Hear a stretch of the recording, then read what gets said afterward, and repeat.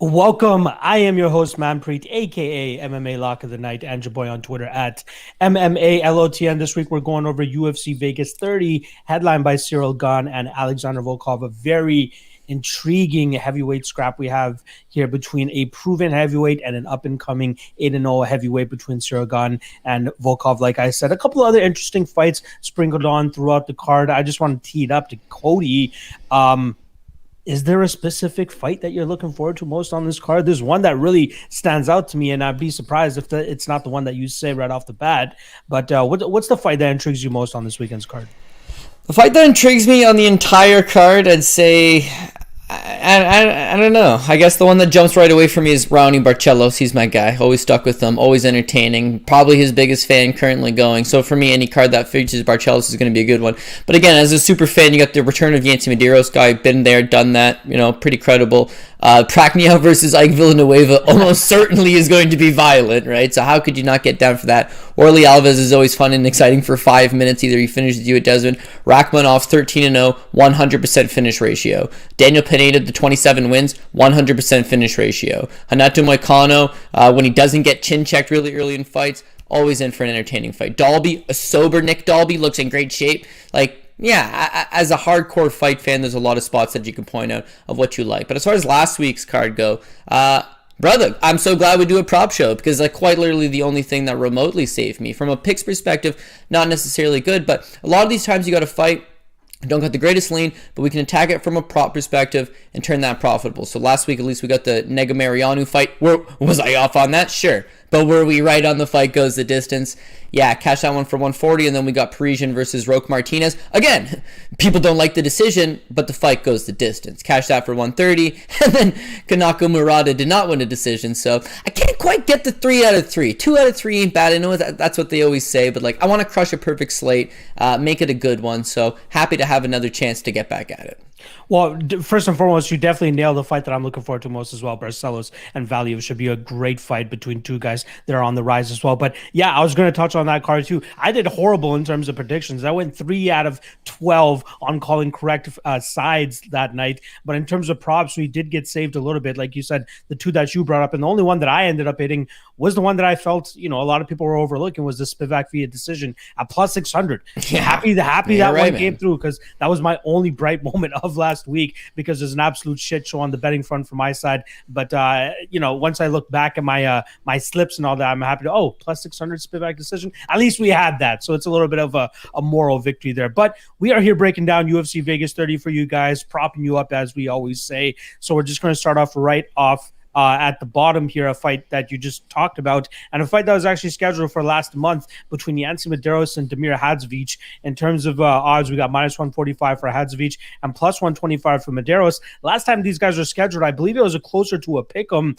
We did have Damir Hadzovic, around minus 120-ish the first time they were matched up, and for some reason now seems to be a little bit more love on Hadzovic. Maybe that's just, the public saying, okay, some of the sharps were on Hadzovic, so I'm actually going to put money on him this time around. And I feel like it's pretty much going to come down to whether Yancy Medeiros is successful in terms of dragging this fight to the ground or not. And if he can't, then this is going to be a stand-up battle. And if it's a stand-up battle, I'm going to have to go with the Hadzovic side of things, as I do believe that he has the more power in his hands, the better technical striking, the better combinations, whereas Yancy Medeiros, it seems at times, sometimes his cardio seems to drop off. It also seems at times that he just doesn't throw the most into his strikes. Like, the best performance he's definitely ever had was this fight against Alex Cowboy Oliveira, which was on the tail end of his 3-fight winning streak, which actually led him to a main event slot against Cowboy Cerrone, which he ended up losing. But in that fight against Cowboy Cerrone, Cowboy Oliveira, he took an absolute shit kicking until Cowboy Oliveira started to slow down. It seemed like Cowboy Oliveira actually even broke his nose, which in my opinion, really hindered his cardio for that fight. And Yancy Medeiros was able to take over late. And I think he finished him near the ending of that fight as well. So that's the best performance. But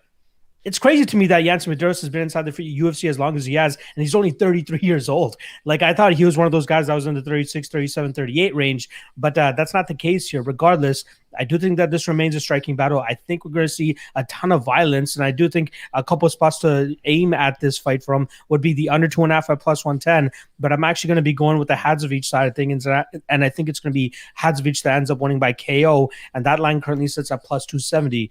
How are you feeling about this one? Are you going to bring in that over love into this and trend away from my violence bet, or how do you feel about this one? Yeah, I don't really like this fight from a prop perspective. In terms of the money line, I think I would go with that slight play on Yancy Medeiros just because I want the plus money. There's not a ton that I love about Damir Hadzovic. We know that he's a big, powerful guy. He throws big, powerful strikes. But one, he doesn't have a ton of volume. Two, the takedown defense is always going to be an issue for him. But as a favorite, like, it's too much of this one and done. Hopefully he catches the knockout. When you realistically look at his run inside the UFC, he's got a 4-3 record, right? Those wins, Marcin Held, who's up 2 rounds and then runs himself face first into a knee with an Imanari roll. But Marcin Held no longer with the promotion. Nick Hein, a split decision victory over... Nick Hein is a judo black belt, never even attempted one single takedown in that fight. And yet he wins a pretty closely contested decision over him. It shouldn't have been a split. It should have won unanimous. But all the same, like, it's still a close fight. And Nick Hein retires immediately afterwards, no longer with the promotion. And then Polo Reyes, who, when you fight Polo Reyes, this tends to happen where you're going to knock him out and add to the highlight reel. Polo Reyes no longer with the promotion. So at what point are we... why do we love Damir Hadzovic? Like, what has he exactly done? He blows putzes out of the water. Okay, that's fair. And he does it in spectacular fashion. Don't get me wrong. And Marcin Held's not a putz, but still, he was losing that fight. Yeah.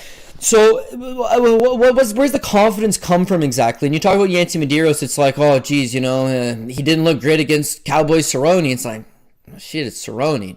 You're right. He didn't look good against Gregor Gillespie either, right? And the Cowboy Oliver, like, these are all significantly tougher fights that Yancy's fought. Now, Yancy's a big boy, only comes in about 5'10", 75-inch reach, but fought as high as a middleweight back in the Strikeforce days. Has fought in the UFC at 175 and 155 pounds. It seems like he's best suited at 55. The layoff, I think, allows him to heal some of these injuries, freshen up, get his body back in tune, and then go out there and put on a good performance. Now, when you look at the numbers, at his best, he throws a lot more volume than Damir Hadzovic. And so I hate just looking at, like, the pure stat number, but Yancy Medeiros over his career has averaged a little over 4 strikes per minute, whereas you have the other side of things with Hadzovic, he's under 3. When you look at Yancy's best performances, he uses that reach, he stays to the outside, and he peppers these guys. That 75-inch reach represents a 5-inch reach advantage over Hadzovic. So I know it's the apex, and I know it's a little smaller of a ring. It's going to be harder to matador from the outside, but if he's got the reach and he's got the volume, he's fought the better competition.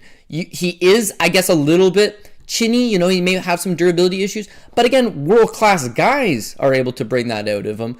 As far as the dog play, it just seems like, yeah, why not? So again, the over-under, man, if Hadzovic wins, he's knocking Medeiros out. So do I want this fight going the distance? No. But if Yancy Medeiros was to win this fight, I would think he wins a decision. I would think, again, he uses the jab, he uses the reach, he stays to the outside, mix in a few takedowns even. That'd be nice. But ultimately, that all probably leads to a Medeiros decision. So because I'm taking Yancy, and I got Yancy potentially winning by decision, if I was to bet a prop on this fight, and again, I don't really like them, but that Yancy Medeiros plus 260 by decision, it's just like, I'd have a little sprinkle at that.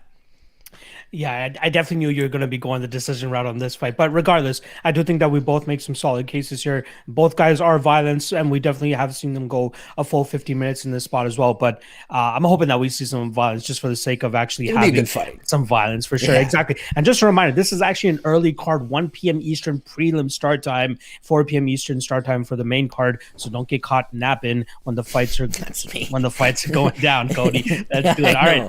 Let's get into the second fight here. We got Ciyrl Rosa going up against the guy that I still say is the doppelganger of Cody. We got Justin Jaynes. I hope not. He's a fucking ugly dude, man. I don't know what to say. The ugly Saftic brother. I remember your first tweet was the homeless version Cody J. Saftic, but bro, sometimes I look homeless myself, so I don't know what to say about it. I don't know, man. It just gives me those vibes. Yeah, you're not wrong, dude. And the difference in our hairline is I wear a hat and he's not allowed to fight with one on. But I hear you, all the same. All right, we got minus 170 on Ciyrl Rosa and plus 150 on the Guitar Hero, and probably the worst nickname of all time, Justin Jaynes. Now, for you guys who have been following me for a long time, especially during this COVID era, you guys know that I love fading Justin Jaynes. I just don't think he's a UFC caliber fighter. He is no good. One thing that I actually found when I was doing my research throughout the week is that the guy actually has two wins over Daquan Townsend on the amateur scene. He beat him way back in 2010 and 2011. I believe it was taking place at 185 or 170 pounds. But you see Daquan Townsend, super scrawny, super small, has no idea what the fuck he's doing, but does have some decent jiu-jitsu off of his back at times that Jaynes was able to get out of. And back then, it looked like Justin Jaynes was the guy that everybody was trying to prop up to try to make this superstar of some sort, but it just never really panned out that way for him. He seemed to have a decent wrestling background, just doesn't use it as often anymore. And it seems like his gas tank is definitely not as good as it used to be, especially with him having a 5-round decision victory over regional, a guy that is the gatekeeper, it seems like Troy Lamson, way back in the day. I believe that was actually 5 or 6 years ago at this point in time. But in the UFC, gets, in my opinion, I hate calling it lucky, but I believe he got lucky with that shot against Frank Camacho. Stamps his arrival in the UFC on super short notice, knocks him out in less than a minute. Then goes out there, loses to Gavin Tucker. Shame on anybody that was betting Justin Jaynes all the way up to a favorite in that fight. Gavin Tucker gets him out of there in the third round. Gabriel Benitez, another one, gets him out of there in the first round with beautiful body kicks. And then last time around, I actually made a small wager on Justin Jaynes in his fight against Devontae Smith, but just by a props perspective. I took him round 1 plus 600. Devontae Smith coming back from a ruptured Achilles, her first ever knockout loss, all that type of stuff. I'm like, okay, I'll give Justin Jaynes a little bit here, but it didn't pan out, is what it is. He ends up getting finished in the second round because of his eye closing. But this fight, I truly believe it's all in Rosa's favor, right? The only time Rosa ever been knocked out, one time by Shane Burgos in a fight that went pretty much the entirety of the 3 rounds. The first 2 rounds, Charles Rosa was having massive success against Shane Burgos, beating him to the punch, having better success, and then eventually getting knocked out in the third round due to, I believe, like consecutive blows that were landing on him. Justin Jaynes, I believe he only has about 5 or 6 minutes to win this fight. That's how long his power is sustainable. And I believe after that, it starts to fall off. His cardio starts to fall off, and then he's a lot easier to get out of there, which I think Charles Rosa will take a complete advantage of. There's times you see Charles Rosa in his southpaw stance. That's where he brings out the low hands, the karate style, the Wonder Boy style. But when he switches back to orthodox, that's where you see like his conventional boxing style, which allows him to stay a little bit more safe, especially from fighters that have that big power out there. And then mix in his black belt in jiu-jitsu, super offensive off of his back, even though he got grinded out by Derek Minner in his last fight. Every second, it seemed like he was throwing up a submission, armbar, triangle, whatever it was, just to keep Derek Minner from being able to settle on top. Now, I know there's a lot of people that have a bad taste in their mouth from Charles Rosa because of his last 3 fights, right? He loses to Derek Minner last time around, picks up a win over Kevin Aguilar, which I thought was a solid fight. I thought he did what he needed to do to win that fight. And then before that, the Bryce Mitchell fight, but we're going to throw that out the window because there's no way Justin Jaynes is going to be tying my guy Charles Rosa up into a pretzel this coming weekend. But I do think that Rosa will survive. All the shots are going to be coming his way. I think it's going to look similar to the Kevin Aguilar fight, but I don't think that Justin Jaynes is as good as Kevin Aguilar, and I don't even think that Kevin Aguilar is that good either. I just think that Justin Jaynes telegraphs his shots a lot more. I think he just, he just focuses on that one-shot knockout, and if it doesn't come to fruition, he starts to slow down, and his opponents are able to take advantage of it. And I think that's exactly what Charles Rosa is going to do here. So I think we see Charles endure that first round, and then after that start to take over. And I think eventually it's going to come via club and sub, or him landing a takedown and eventually finding a sub on the gassed Justin Jaynes. So the spot that I like is Rosa via sub. I believe that line is currently sitting around plus 210, if I'm not mistaken. Yeah, plus actually, you know what? One of the best bets I'm going to be giving about is Rosa inside the distance at plus 145. I think that just covers all the bases. I know the KO prop is around plus 610. That could come to fruition if he gets dominant position and just starts raining down shots. But I love Rosa in the spot. I think he wins pretty much any way that he wants, more than likely inside the distance. Cody, how do you see this fight going down? Yeah, I would agree. I think Rosa is a much better fighter, and though he hasn't been given a very good account of himself lately, it all really does come back to styles make fights. And when you give him a power wrestler who's strong, physical, and going to take him down, then his takedown defense just is non-existent. If you want to give him a high-level striker, man, honestly, his counterpunching is really good. You brought up the Burgos fight, which is an excellent example. Burgos, my guy. And Rosa's probably had it 1-1. There's a bias there more than likely, but a lot of people had it 2-0 Rosa prior to that third round stoppage by Shane Burgos. And you see how Burgos has advanced up the rankings and become a credible threat. And obviously he's just such a wild fighter that he's going to be able to go out there and score TKO victories. But outside of that, Rosa's been cast iron. But you also look at the Kevin Aguilar fight. Like, if you want to come at him, if you want to pressure him, he fights very well off his back foot. He's very mobile, moves well linearly, moves well laterally, stays out of harm's way, and just counterpunches you. So yeah, Justin Jaynes' style is a little more reckless. He's going to run in, face forward, crash that pocket. I can see Rosa having a lot of success. Jaynes does know how to wrestle per se, I think he wrestled in high school. I do not believe he wrestled collegiately, but he did back in the day, the Daquan fight, like back when he was a Michigan regional scene guy, he had a little bit of wrestling in his arsenal. So why not use that against Ciyrl Rosa? Well, one, Rosa is a BJJ black belt. So sure, Bryce Mitchell's able to stay out of harm's way, but a lot of guys are going to have trouble dealing with that, active guard from him. And the second of all is like, dude just got ragdolled pillar to post in grappling against Devontae Smith, who was a primary striker who had been off for nearly 2 years and was coming off a massive injury, a knockout loss, and a massive injury, Achilles heel rupture, as you mentioned. So it's like, if that's your grappling, that's not going to cut against Ciyrl Rosa. Your striking is not going to cut against Ciyrl Rosa. Your cardio is not going to cut against Ciyrl Rosa. It's all there. I believe just like you, because we're the same, right? Justin Jaynes shouldn't have been in the UFC. He's not UFC caliber. I've seen him lose to Jesse Gross in a fight in Ontario where we brought him in as the B side and he willingly took it and lost. Shouldn't be in the UFC, but he's training in Vegas. He's on weight. Camacho needs a replacement. 3 days notice. He jumps in and he gets that win. He was one of the first guys, right? He was like one of the first guys in the COVID era that probably didn't deserve to be in the UFC, but had the benefit of living in Vegas, like you said. Yeah, he's there. He's local. They need a guidance. Like, hey man, stay ready, be ready, and you'll find a spot. Not only does he go out there and knock out Frank Camacho, he gets a career high payday of he signed a 12-12, right? But because he was taken on short notice, they gave him $17,000 win bonus instead of the 12-12. So it's 12-17, but he scores $50,000 performance bonus for the knockout. So talk about changing your entire career, the entire trajectory of your career and life for that matter, with just a monstrous payday for Justin Jaynes in your first fight in the UFC. Short notice, established himself. But I have faded him in all 4 fights. I paid that night. And the 3 nights since then has gone pretty according to plan. Like he just doesn't have the cardio. He doesn't have the durability. He's able to knock out. You mentioned lucky. It was lucky. He was lucky he Frank Camacho. I'm going to disagree with that. I think he legitimately knocked out Frank Camacho. But it was lucky. It wasn't lucky, but it wasn't Camacho. That was the first fight where it was like, oh, Frank's done. Frank's over the hill. And everything from Frank since then was a subsequent loss and 3 pullouts of fights. So Frank's done. And that was the night we realized it. So he was lucky that he got Frank that night. But it wasn't a lucky punch. It was good on him. He tried to do it against Gavin, and he hurt Gavin. But as soon as Gavin recovered, it's game over. He didn't even try to do it versus Gabriel Benitez. He was that far outclassed. And in the Devontae Smith fight, I had a 10-8 first round, and then he gets finished in the second. Takes a lot of damage, eyes swollen shut, no good. This should be Ciyrl Rosa all day. And then I gotta get your take on it. I know I gotta make it a quick episode tonight, but I gotta get your take on this. So it's a walk in the park, Ciyrl Rosa. We're thinking, right?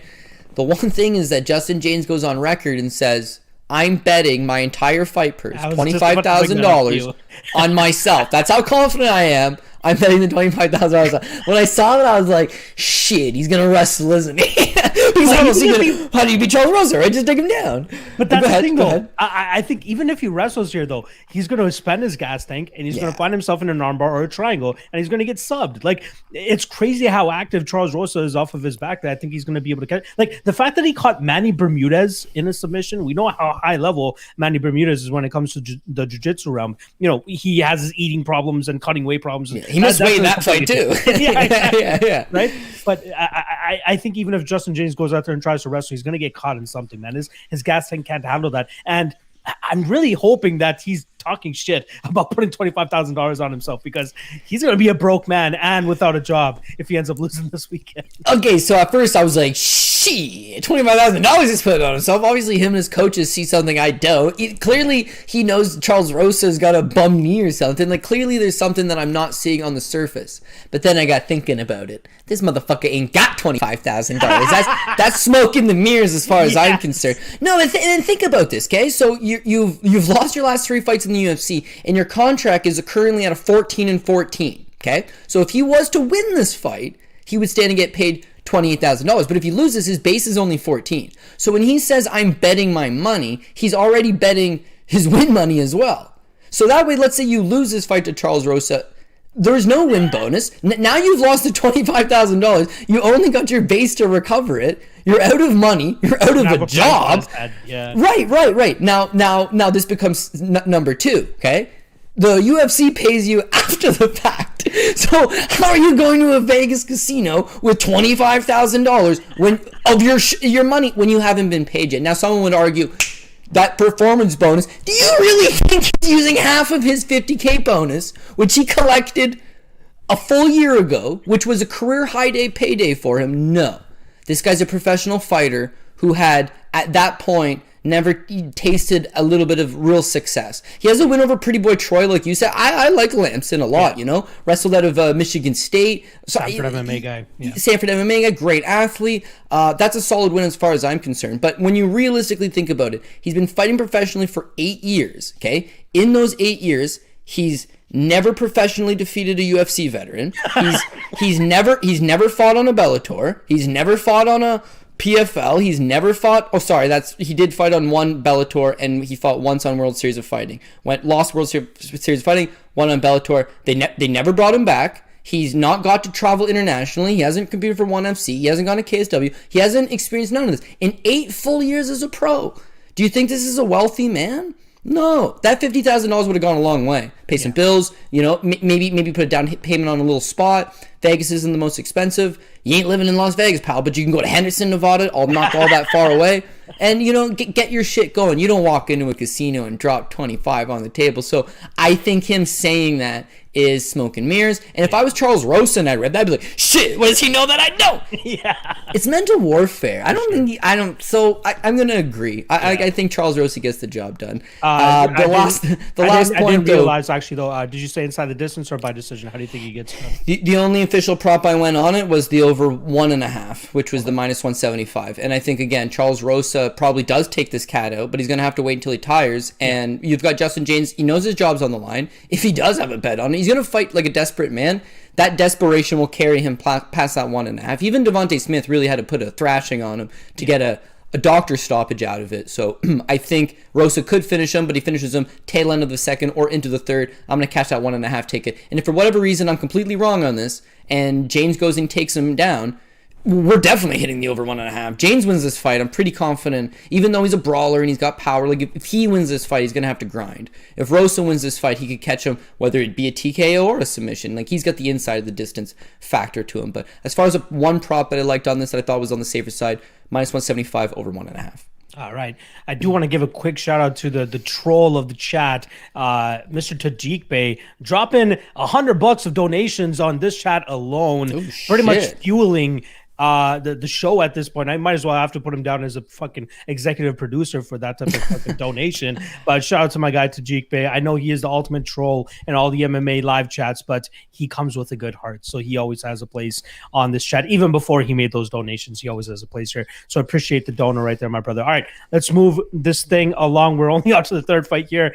We got Julia Avila going up against Julia Stoliarenko. If you guys remember, they were actually scheduled to go out there and fight back in March, I believe it was, and that's where we had that crazy situation with Stoliarenko falling off the scale, falling into the backdrop. They tried getting her back on the scale, and I'm like, guys, cut this shit out. It was almost as bad as the Ryan Benoit one that happened a couple weeks later, but they call off the fight and they give them another 3 months. Now they're back at it. Hopefully she managed her weight much better this time around, and she has a much smoother weight cut so they can actually make it to the cage here. This is one of those spots I'm actually looking for a violence bet, as I believe both girls definitely bring it. I think Avila has the power to cause Stoliarenko some issues here, whether it's with ground and pound or even on the feet. And then Stoliarenko, on the other hand, this girl is the Lithuanian Ronda Rousey. 8 out of 9 victories coming by armbar. She just twists these girls up and puts them into knots and then eventually grabs their arm. She has some very good jiu-jitsu, but I think Julia Avila will be ready for it. Regardless, I think both girls are going to throw down. I think the under 2.5 is a spot that I'm liking the most here. Plus 135, plus 155. I'm seeing at a couple spots. I do think that we're going to see these girls go to war. The one thing that you guys will remember Stoliarenko the most from, other than the fact that she was on The Ultimate Fighter at one point in time, she had that super bloody fight against Lisa Versosa back in Invicta where they went 5 rounds. It was a nasty elbow that landed on, I believe it was on Stoliarenko, and it just absolutely filled the cage with blood. It was almost like Nicholas Dalby, Ross Houston style. It was just one of the bloodiest fights I've ever seen. But I do think that her durability is going to take a little bit of a hit here, especially with a heavy puncher like Julia Avila. I will say this about Avila. She did underperform last time around against Sijara Eubanks, crashing as a big underdog that night, and Sijara Eubanks was able to get it done, just pretty much controlling her on the ground. I think we'll see a better Avila this time around. Not to mention, right after that fight had gotten called off against Stoliarenko back in March, she actually got kicked out of her gym, and I don't recall the exact reason why. I'm sure there's always gym drama. Me and you know all about gym drama nowadays. So she gets kicked out. She ends up starting up her own gym in the same city, and now she's pretty much her own head coach. I'm not 100% sure who's going to be coaching her other than her husband, who is more often not in her corner. But I am going to be going with the Avila side. I actually like Avila by TKO. I do believe she's going to be able to ground this fight and then start landing some ground and pound. That's Stoliarenko is not going to be able to handle. So Avila by KO plus 285, plus 300. That's the spot that I'm liking here. I'm fully expecting Cody to bring me back to earth as to why this fight is going to go to a decision. So lay it on me, brother. Yeah, I think it goes to decision because they're both too durable. And the finish side of things, I think, would be Avila. You mentioned the fact that Stoliarenko, Lithuanian Ronda Rousey, but at least Ronda was beating some good girls, right? At least she was beating, the Alexis Davis of the world. And, I guess she never actually armbarred Alexis Davis, but you know what I'm saying. She's fighting the best fighters that they were presenting to her at that time, and she's arm-barring them. Kat Zingano was a legitimate BJJ black belt. You're submitting good people. Stoliarenko has submitted absolutely nobody. So, yeah, the fact that she likes to pull guard on the armbar, I just don't see it working. You obviously have Avila as well. She's a BJJ brown belt, and she's got really good top pressure. So, pulling guard on an armbar. She's a black belt now? Yeah. Pulling guard on an armbar is not a good idea whatsoever. If that's the route that she decides to go, then, yeah, Avila's going to have a lot of success. So, as far as Stoliarenko winning the fight, I think you just got to break Avila mentally. She almost seems like she's a tad bit fragile mentally. And you know what? I'm a history guy. Let's look at the entire picture more so than the last little bit. And as an entirety of things, right? She starts her pro career in 2012, right? She has an amateur fight after her pro debut. If you look at her amateur results, she fought as an amateur 1 year after winning her professional debut. Why? Why go back to the amateur ranks? But it's there's uncertainty of herself. Then she actually takes off 4 years before coming back in 2016. Now, mind you, she has a win over Marion Renault. She has a win over Nico Montano. And she just doesn't really fight all that often. I don't think she really wants to fight. She's got the jiu-jitsu. She's got some good striking. She was a D1 track team star at the University of Notre Dame. She's a great athlete. But she's not competing regularly. She competes very infrequently. And again, there's just these long lapses. Then her first pro loss, Marcia Allen. 49 seconds of the first round, she calls it off with a hand injury. You don't see that. No. Did you see that fight though? That was really bad. It was her bone was coming through. Oh, it popped out. Right. Okay. Well, fair enough. That was bad. Fair enough. And she was smiling. She's showing it to the camera and smiling and shit. Obviously you can't let it continue. That's pretty dirt McGirt. And they called it a TKO, not a no contest, eh? Yeah, that's interesting. Injury. Yeah. After that, it looks like it's a good run, and she does look good, and the results are certainly there.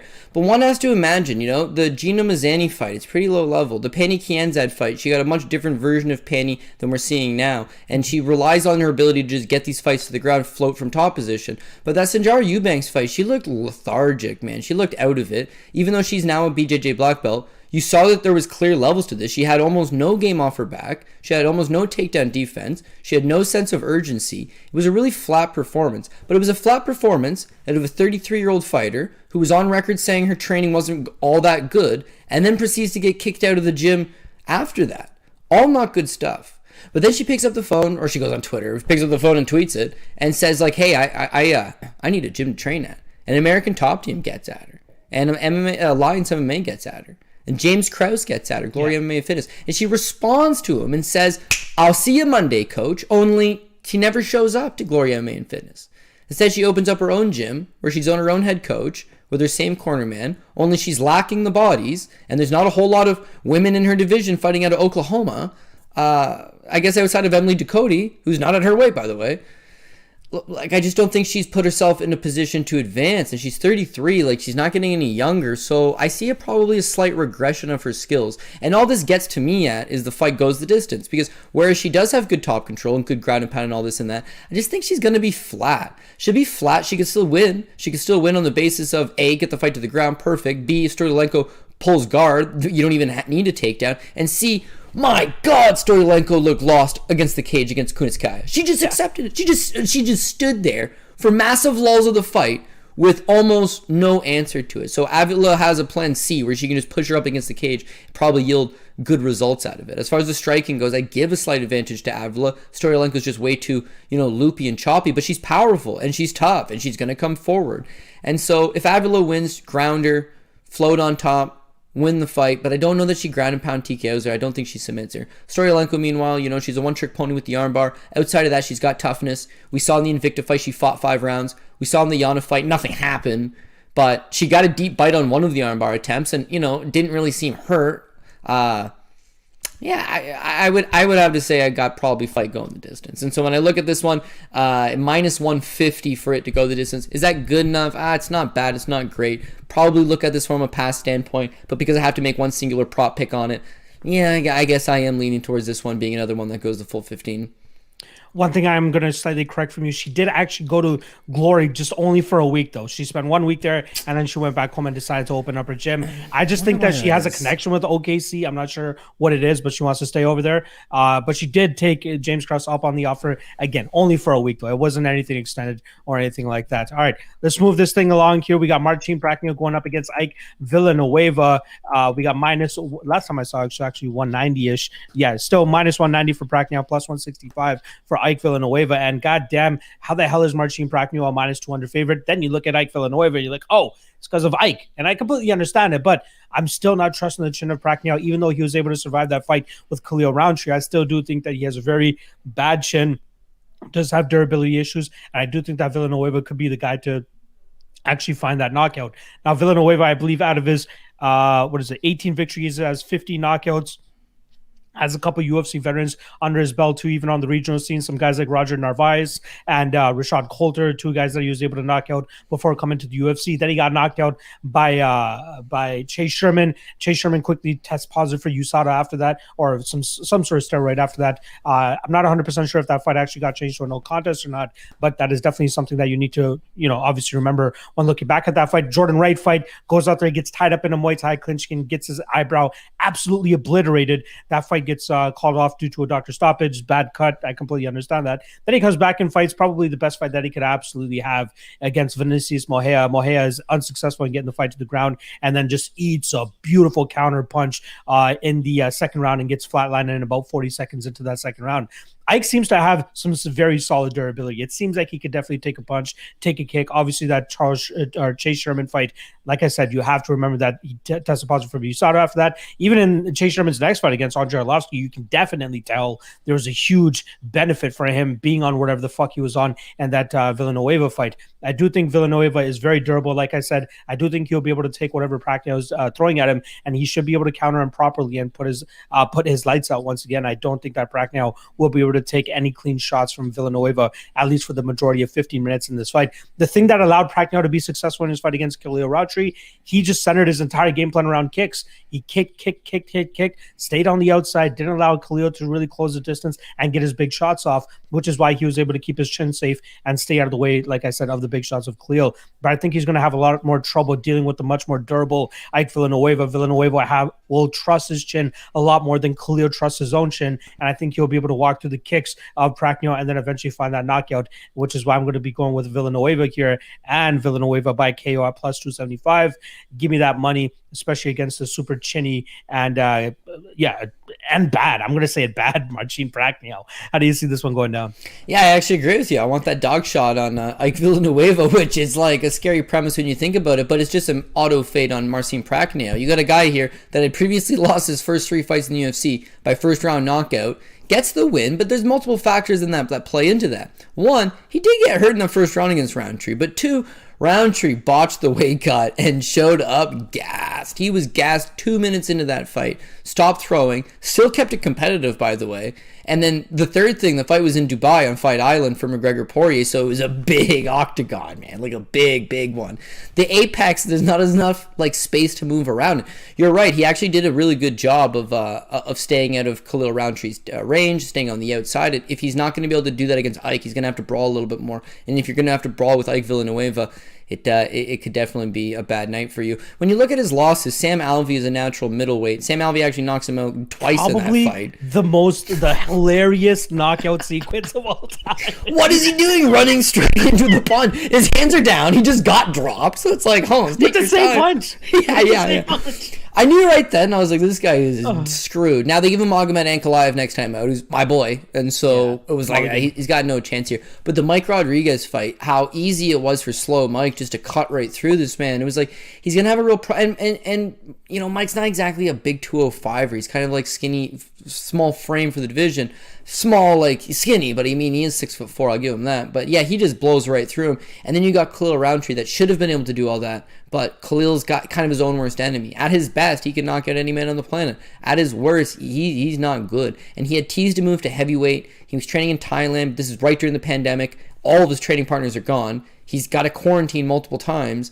I think Prachnio took advantage of a bad version of Khalil Roundtree and sprung the upset. But all the same, yeah, I mean, now he's a big favorite over Ike Villanueva. Like, I don't quite get it. You mentioned the fact that the Chase Sherman fight will give him a pass because Sherman was on the sauce. But I also give him a pass because the fight was at heavyweight, you know? Yeah.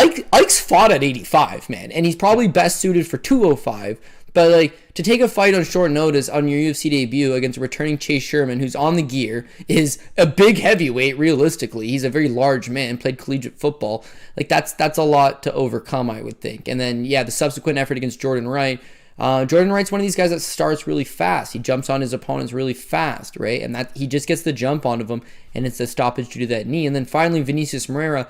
If Ike really is the guy that we thought he was back in the day, a win over Roger Narvaez is nothing to snuff your nose at. You know, that's a legitimate win. BJJ black belt, UFC veteran, guy's in tremendous shape now, great athlete.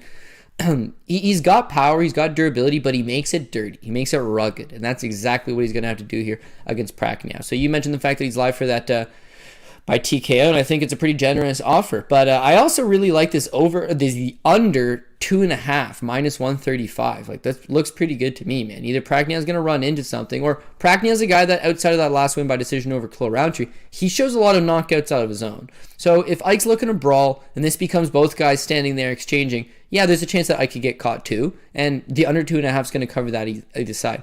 To me, I love overs. I love fights go the distance. To me, like, it would be very surprising if this thing sees the bell. I just don't think that the way both guys' styles go and the way that they're probably going to match up in this particular fight, that it would go the 15 minutes. So I think if Ike catches him at some point, the straight-up dog money play, good enough for me. But the Ike by TKO, definitely worth a look. And then I'm going to kind of hedge out on both sides. That under 2.5 should probably hit as well. Shout out to my guy Danny Legs, who's also on that play as well, under 2.5, around that minus 130 line. All right, let's move on to the next fight. Let's not waste too much more time. We got Warlley Alves going up against short notice Jeremiah Wells. In terms of odds, we're looking at minus 230 for Alves and plus 190 for the UFC newcomer and former CFFC champion Jeremiah Wells. Don't have too much to say on this one. From what I know about Jeremiah Wells, likes to fight in like bursts almost, really does explode at times to go out there and really land some big shots. At times you seem quite inactive, and that's where I think that we'll see Warlley Alves start to take over. Again, short notice, taking this high level of a step up compared to, the guys that he was fighting on the regional scene. I think he's going to be in for a rude awakening, and not to mention on short notice here, definitely not a good look.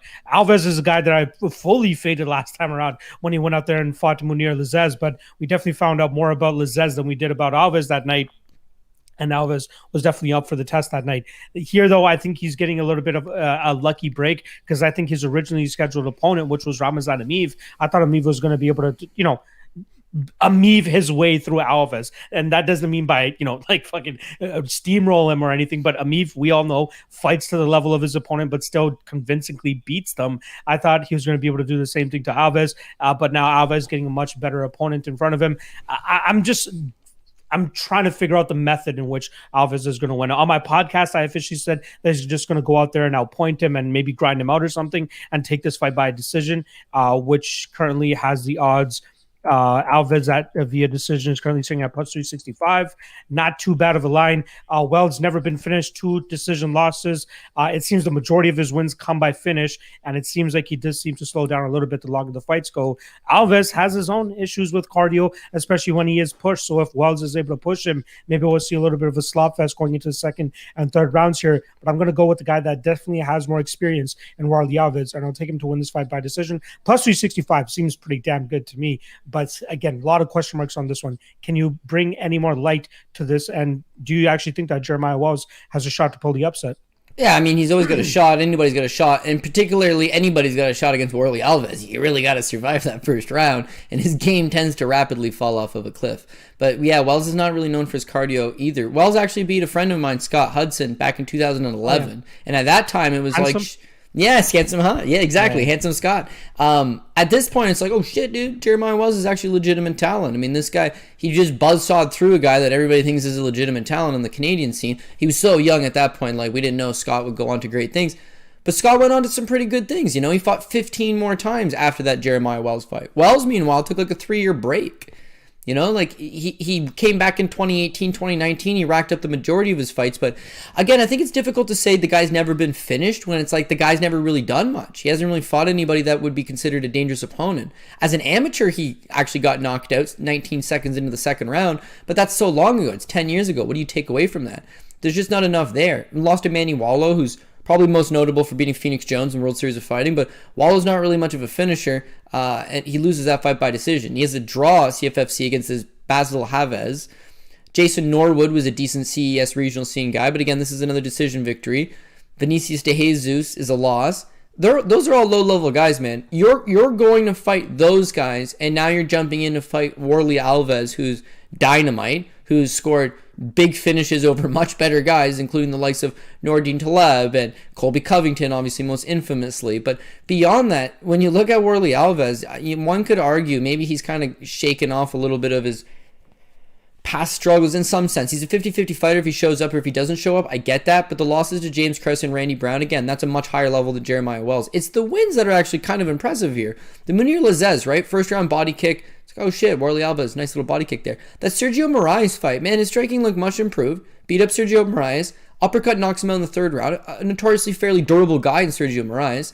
And then even prior to that Sultan Aliev fight. You remember Aliev's eye? Like, just swells completely shut. It's like, you know what? Alves is working a lot on his striking. He's got the BJJ black belt. He's got the guillotine choke. The biggest thing is cardio, right? He gassed in the Randy Brown loss. Gassed in the James Krause loss. Gassed in the Brian Barberena loss. Like, he's got bad cardio. I just keep trying to think back to the fact that he's 30 years old. Like, he's not old. This is a guy that won the Ultimate Fighter Brazil. He, on the Ultimate Fighter Brazil, beat Wendell Oliveira, UFC veteran. Ishmael de Jesus, the man, Shudo champion, jungle fight champion, guy that fights in Russia right now, huge body. He beat Alan Jouban, Colby Covington, Nordine Taleb.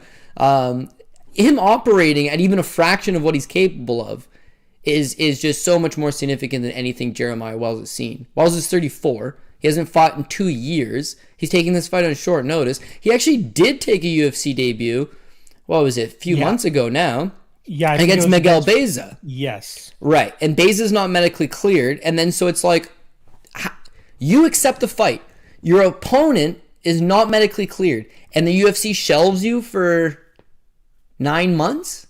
Does that make any sense? Either he was hurt, or he wasn't accepting fights, or something was off. But now he hasn't fought professionally in 2 years. He's 34. He had a suspect gas tank to begin with. Fuck, man, he's got a lot to overcome here. So, again, I love decision props, but I think Warlley Alves TKO plus 150 is certainly worth having a look at. The Warlley Alves inside the distance is probably smarter because he could just lock up the neck. He's got a hell of a bite on him. But I almost feel like Alves meets him in the center of the cage, puts some pressure on him, hurts him, and if for whatever reason this does get out of the first round, Alves' game falls apart, shit. Wells actually presents a perfect opportunity in that his game is also going to fall apart. He's on short notice. If you have a full camp and your cardio is bad, taking a fight on 3 days notice, 4 days notice is not going to make it any better, especially at 34, especially with the bright lights and the UFC and Dana's sitting there and it's the Apex and it's a small atmosphere and you're taking on a guy that's got 10 fights in the UFC and beat Colby Covington and won the Ultimate Fighter. Like, that doesn't sound like a very good spot for a guy making his debut. So I get Alves by TKO plus 150. All right, all right. It seems like the short notice newcomer is going to be turned away by a Brazilian. Now, here's another Brazilian coming up, taking up a very hot up-and-coming prospect. We got Michel Prazeres, fresh off the sauce, going up against Shavkat Rakhmonov. Last time we saw Prazeres, he went out there and got his 8-fight winning streak snapped by Ismail Nardiev, who now obviously does not find himself in the UFC anymore. But quickly thereafter, Prazeres was popped by USADA for his steroids, and he did accept a sanction, which ended up keeping him out of competition for over 2 years. Now here he is stepping back in the cage against a very tough Shavkat Rakhmonov, a Kazakhstani fighter that has a ton of potential. Obviously picked up a huge win in his UFC debut against Alex Cowboy Oliveira, winning that fight in the first round via guillotine. This is the fight that I feel like we're going to definitely learn a little bit about Shavkat in this fight. He has a couple of decent wins on the regional scene en route to the UFC. Everybody, another spot where everybody's hounding my DMs saying that Shavkat Rakhmonov should be the lock of the night play for this week. But I still have a little bit of question marks. I want to see him prove himself a little bit more. But then again, you see, Michel Prazeres about to be 40 years old next week, fresh off the sauce. Who knows how deflated he's going to come looking, especially with knowing how bulky this dude normally is. I can't wait to see him on the scales tomorrow morning. But I think that Rakhmonov, with this size, I believe he's going to have a 10-inch reach advantage as well as close to a 6 to 7-inch height advantage. It's going to look just as comical as when William Knight went up against Da Un Jung a couple of months ago. But let's see if Shavkat can utilize that height and reach advantage to the best of its abilities to keep Michel on the outside and really start to box him up. We know the majority of Shavkat's win have come via submission, but it's going to be tough to find that neck, which is completely non-existent on Michel Prazeres, so he's going to have to resort to finding a limb. But even that, I think he's going to have a difficult time in doing. Now, I see Shavkat winning this fight one of two ways. One, Prazeres completely gassing out, finishing him in the third round just due to exhaustion, or two, by decision, by just grinding him out, sticking on the outside, and just letting his striking game going. He's definitely a much better grappler than he is a striker, but you definitely have to mind your P's and Q's when you're going up against a very tough, strong Michel Prazeres. So I'm on the Shavkat side. I just can't back him at this crazy line that he's at because I do want to see him prove himself a little bit more. But the props I'm looking at, possible round 3 here for Rakhmonov, plus 800. Seems like the steam is coming in. People know what the hell is good. And then Shavkat by decision at plus 260. Again, Prazeres, only 3 losses ever in his career, all by decision, shows the durability, always is able to make it to the 15 minutes if he's not the one getting the finish. I still like Shavkat here. I'll ultimately go with Shavkat by decision. Like I said, at plus 260. That's the spot that I'm liking most. How are you seeing this one?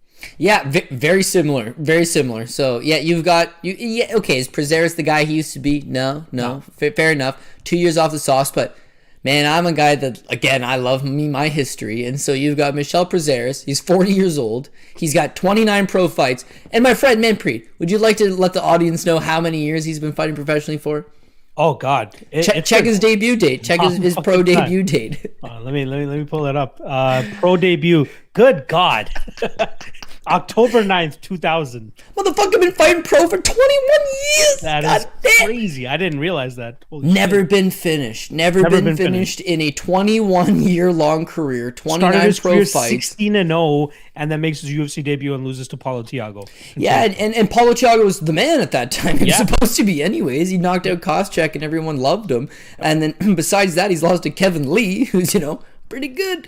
And then over Merbek Taisimov back in the day. God damn. Yeah, and so him losing that last one against Ismail Nardiev, you certainly see that he's at the end of the road. He's no longer the guy he used to be. His wrestling's not nearly as effective. The power's not quite there. Him at his best, he was a too big of a 55er. He often did miss weight, coming in at 160, 161, even as high as 163, and he would take advantage of the extra weight. Him at 170, he's just not quite as effective. The fight with Zach Cummings, honestly, that was really close. It could have gone either way. And this is still 3 years ago for him. He was a lot fresher than he's going to be now.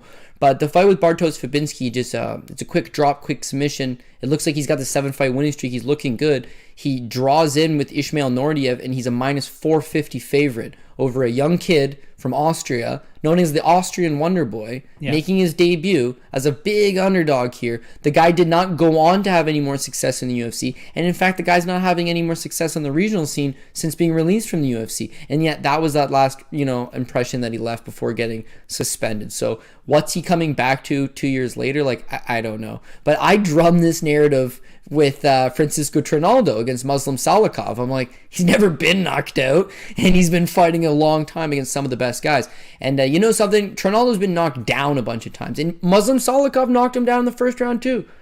But it's like, man, these guys just know how to survive. And then, like, once you don't put them away, they keep coming. So on one sense, you've got Rakhmonov with a 100% finish ratio. On the other hand, you got a guy that's never been finished. So it's like, what's going to happen? Where is it going to meet?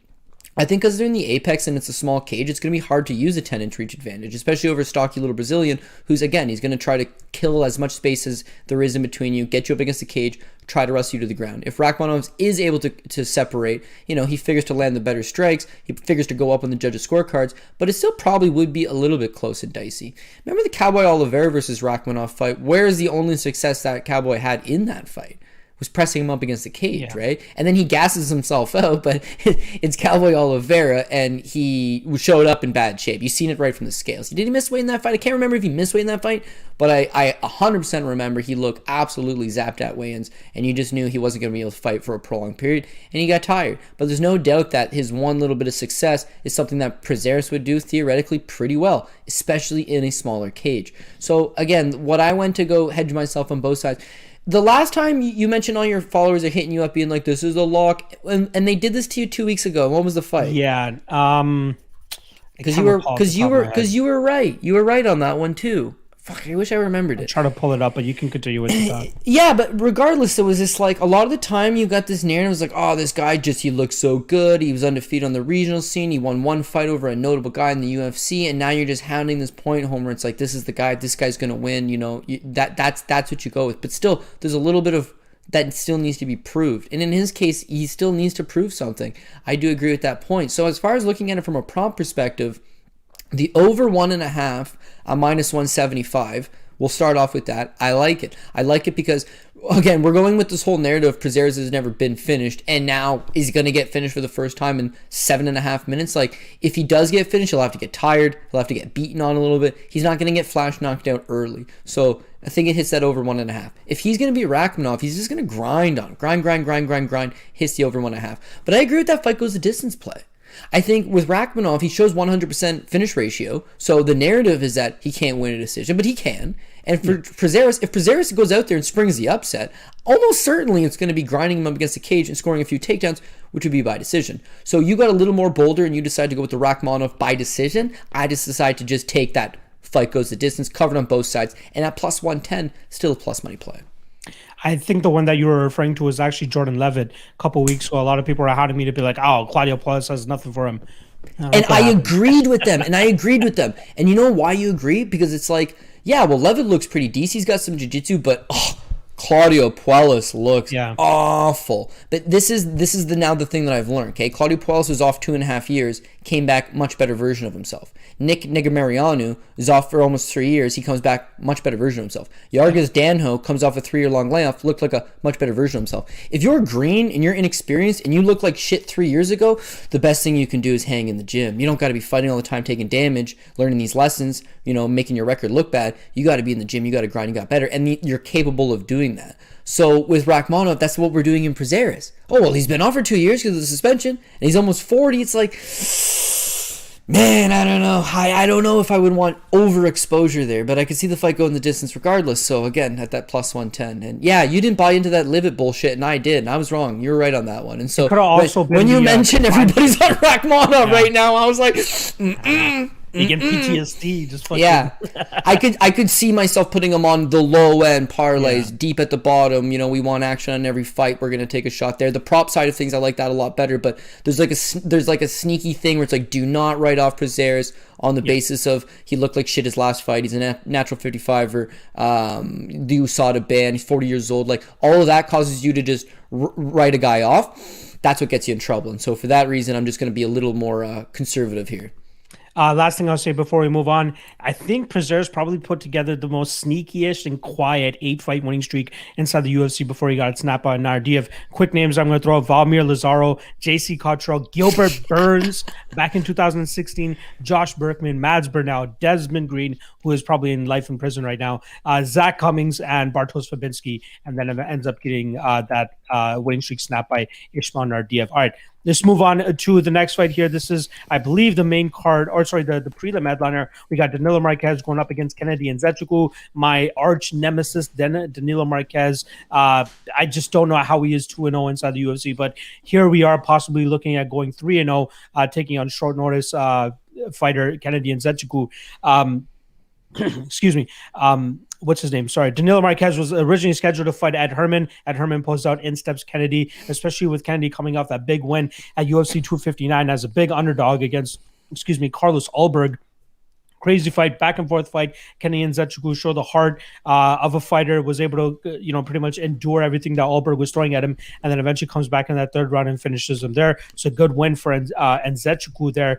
But this is an interesting fight that he has ahead of him against Danilo, who is going to be looking to take this fight to the ground. At one point in time, I believe he was the jiu-jitsu coach of Shogun Rua, and that just lets you know what the hell we're dealing with here. And a black belt under Damian Maia as well. So I've always, I've had a little bit of a hatred for the guy for some reason. I just have no idea. I just don't think that he is truly a UFC caliber fighter, but he's 2-0, so who am I to say anything? With that said, I think he's going to have a tough time grounding Nzechukwu here. I think he's going to have to deal with the strikes of Nzechukwu. I think Kennedy will be able to light him up. As long as he keeps this fight in the standing position, he should have a ton of success, as I don't think that Marques has much or anything behind his punches. I truly thought that Rodriguez was going to be the guy that was going to expose Danilo and knock his ass out, but it seemed like Michael Rodriguez was completely frozen. He was scared of the takedown attempts that were coming his way. He was just completely gun shy and just did not let any of his strikes go. On the flip side here with Kennedy, I don't think that we'll see that hesitancy from Kennedy. I think that he'll trust his athleticism, his strength, and his ability to keep the fight vertical, and then from there go out there and really put his hands together and knock out Danilo Marques. I honestly think that Nzechukwu gets this fight done relatively quickly. I really don't think that Marques is going to be able to handle the power that Nzechukwu is bringing to the table here. And I like Nzechukwu by KO plus 185. I would even go as far as saying Nzechukwu in round one at plus 400. I don't think Marques is good at all. He just has that takedown. If that takedown doesn't work, I think he gets absolutely lit up here, and that's exactly what I think is going to happen. So I do have my hesitancies with Kennedy. I still do feel he is quite green. I still do feel he needs to go out there and show some more improvements, but he has so much athleticism and so much explosiveness and so much power that he's been able to carve out a decent spot for himself on this roster. And he should absolutely demolish a fighter like Danilo Marques, even at this point in his career. Otherwise, I don't think he has a very bright future at all. But I am going to give him the benefit of the doubt here. I think he gets it done. It could be my bias in terms of not liking Marques, but I do think that Kennedy has his way and in the first round. So I'll be looking at, like I said, KO plus 185 and round one plus 400. How do you see this one going? I have no idea how Danilo Marques is 2-0 in the UFC because, again, he's another guy. He makes his debut, and he's coming off a 2.5-year-long absence. Guy hasn't fought. He lost to Myron Dennis on the regional scene. He's not good. This is not going to go good for him, even though he's fighting Kadis Ibragimov. And it's like, nah, man, he gets a hold of that clench. He's able to get the fight to the ground. And once he's on top, he's got some smothering top control. Like, he's very heavy. These guys aren't going anywhere. Then you get the Mike Rodriguez fight, where he goes in and uses his jiu-jitsu once again, gets the fight to the ground, where he's very heavy on top. You nailed it 100%. Rodriguez looks super deflated. Like, I don't want to say he quit mentally in there, but you can see the first couple takedowns, he would get back up, and he would work so hard to get back up. And as soon as he got back up, he'd get taken right back down. He'd, just exhale and be like, ugh, accepting it. He's accepting it. It's like, man, you got to keep working. This guy could have suspect cardio. He could be chinny. We have seen his last professional loss. Before the Myron Dennis split decision, he'd been knocked out by a 6-6 opponent, like a minute and a half in the round. Yeah. It's like, yeah, his striking is non-existent. His wrestling, it's, I'm not going to say it's not bad because it's mostly jiu-jitsu style takedowns, but he's getting the fights to the ground. But it's like he can only win the fight one way. Get the fight to the ground, establish top control, and hold you down. That's it. Fish for the submission if he has to. But it's so funny. So he Shogun's who is jiu-jitsu coach. Damian Maia is his jiu-jitsu coach. Damian Maia is coaching him in this fight. He's going to corner him. And then he's on record before the fight. He's just like, I'm going to use my jiu-jitsu to win this fight. It's like, no shit, you're going to win your jiu-jitsu. What other skills do you have? Because as far as I'm concerned, I don't think you do have any other skills. Clearly, you know how to do jiu-jitsu. Clearly. If this fight hits the ground, absolutely. Now, on one hand, with Kennedy Nzechukwu, you could say, geez, Darko Stosic took him down 4 times, but his get-up game was pretty good in that fight. And again, he's so young, he's so green, he is improving. Once this guy ties it all together and figures out how to use an 83-inch reach, people are going to be in a lot of trouble. Out of Fortis MMA, I know they're investing a lot of time into him. And again, he's another guy that benefits from the fact of having a near 2-year-long layoff coming to the Carlos Ulberg fight. So Ulberg and his coaches specifically picked out Kennedy Nzechukwu. Remember that? They got a list. Fight whoever you want. You're Izzy Adesanya's buddy. You're a male model. You're on like The Bachelor New Zealand or some bullshit. Like their version of The Bachelor New Zealand. It's like this guy, the UFC wants him to be a star. So they say, pick anybody you want. And he picks Kennedy Nzechukwu. Only here's the thing. Kenny hadn't fought for 18 months.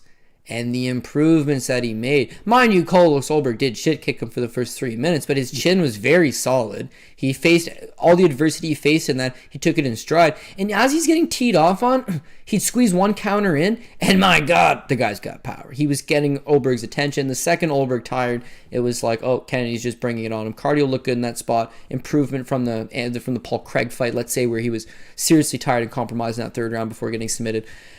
All good stuff for Kennedy. And again, I think he's fighting a decent enough level of competition. But what worries me here is that a very simplistic game plan probably could have a lot of success against him. And that they're in the small cage, the apex, small ring.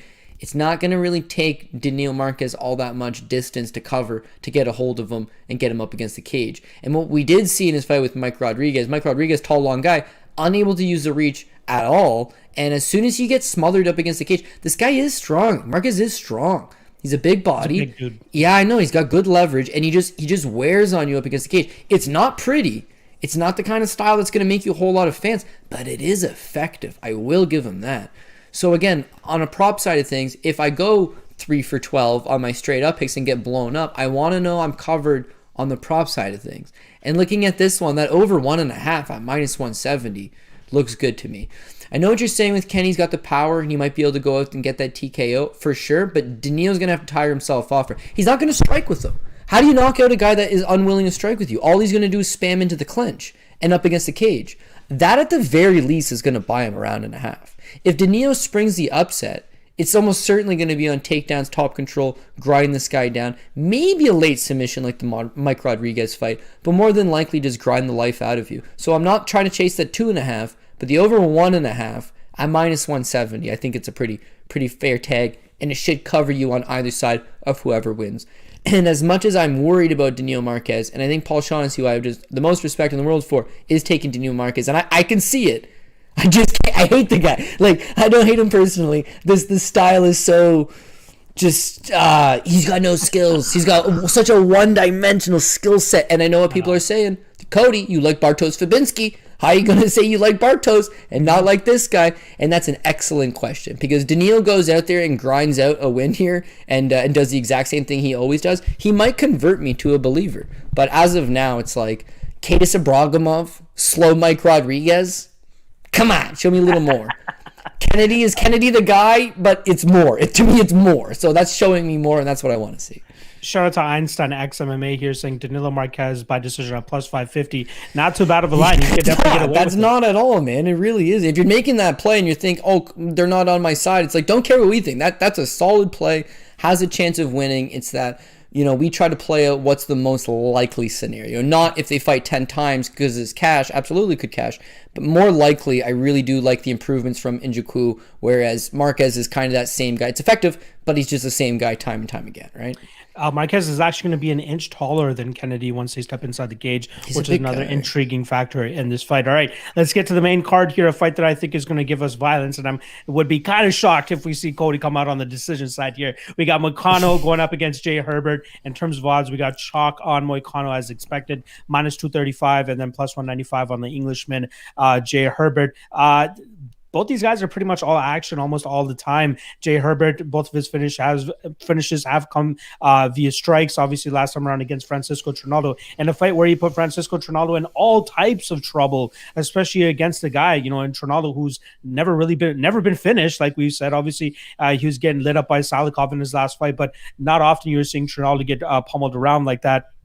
And then earlier in his career, we saw Jay Herbert go out there and get knocked out by Reese McKee. With Renato Moicano here, his durability is a huge question mark, which absolutely puzzles me in terms of people that are willing to actually pay the chalk on Moicano in this spot, even though he should win.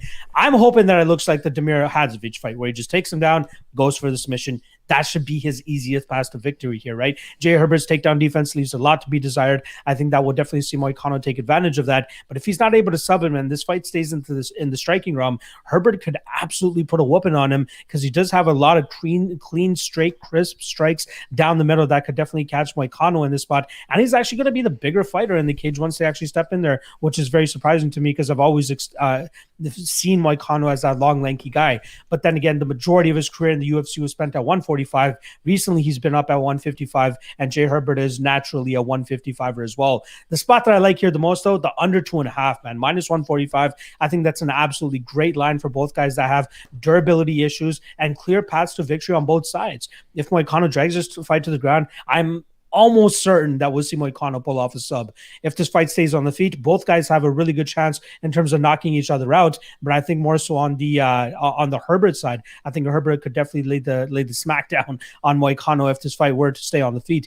So in terms of props, like I said, under 2.5 Moicano, under 2.5 minus 145, Moicano by sub plus 180, not so bad. Herbert by KO plus 385, not too bad. But the ones that you guys want to side for me here, I'm going to be going under 2.5 minus 145, and then Moicano by sub at plus 180. How are you seeing this one, Cody? Very similar. I got the Moicano Herbert under 2.5 minus 145. We're definitely in agreement there. Herbert springs the upset here. Yeah, dude, he's got a 77-inch reach, man. He's got a 5-inch reach advantage over Moicano. He's got 10 pro wins, 8 of which are by knockout. Like, yeah, okay, he's got a path of victory over a guy in Renato Moicano who, again, I think the narrative on him is that he's potentially chinny. If Moicano wins, he could knock you out. He can submit you. He's a high-level BJJ black belt. He's got a nasty rear naked choke. And just like the Hadzovic fight, you got a one-dimensional guy who's very dangerous with the power striking. Take him down, neutralize him, submit him. Perfect. He wanted to do that against Rafael Fiziev. Fiziev just so strong. His hips were so goddamn strong. He couldn't. But you see the game plan in motion both times is not strike with these guys. It's take them down. When it fails to yield any results against Fiziev, he's forced to strike. Doesn't end up well for him. But man, he landed some good shots in those exchanges all the same. He had Fiziev kind of stunned, kind of rocked with one of them. That same shot on Herbert Burns, I would think, Herbert anyways, puts him down. The fight with Trinaldo, you know, that punch that lands, it's like on the forehead and he just melts like cheese onto the canvas. And Herb's like staring at him like doesn't know what to do. Dan Hardy in the background. I fucking hate Dan Hardy, by the way. I'm so glad the promotion's rid of that asshole. But but all the same, like I understood why he was upset in the moment. It was a bad stoppage, right? But still, like your job's not to protest this in the moment, pal. It's just the shot that lands, it was like, ooh, that's not great. The Riz McKee knockout, minute 28 seconds into the first round. It's like, oh, geez, that's not great.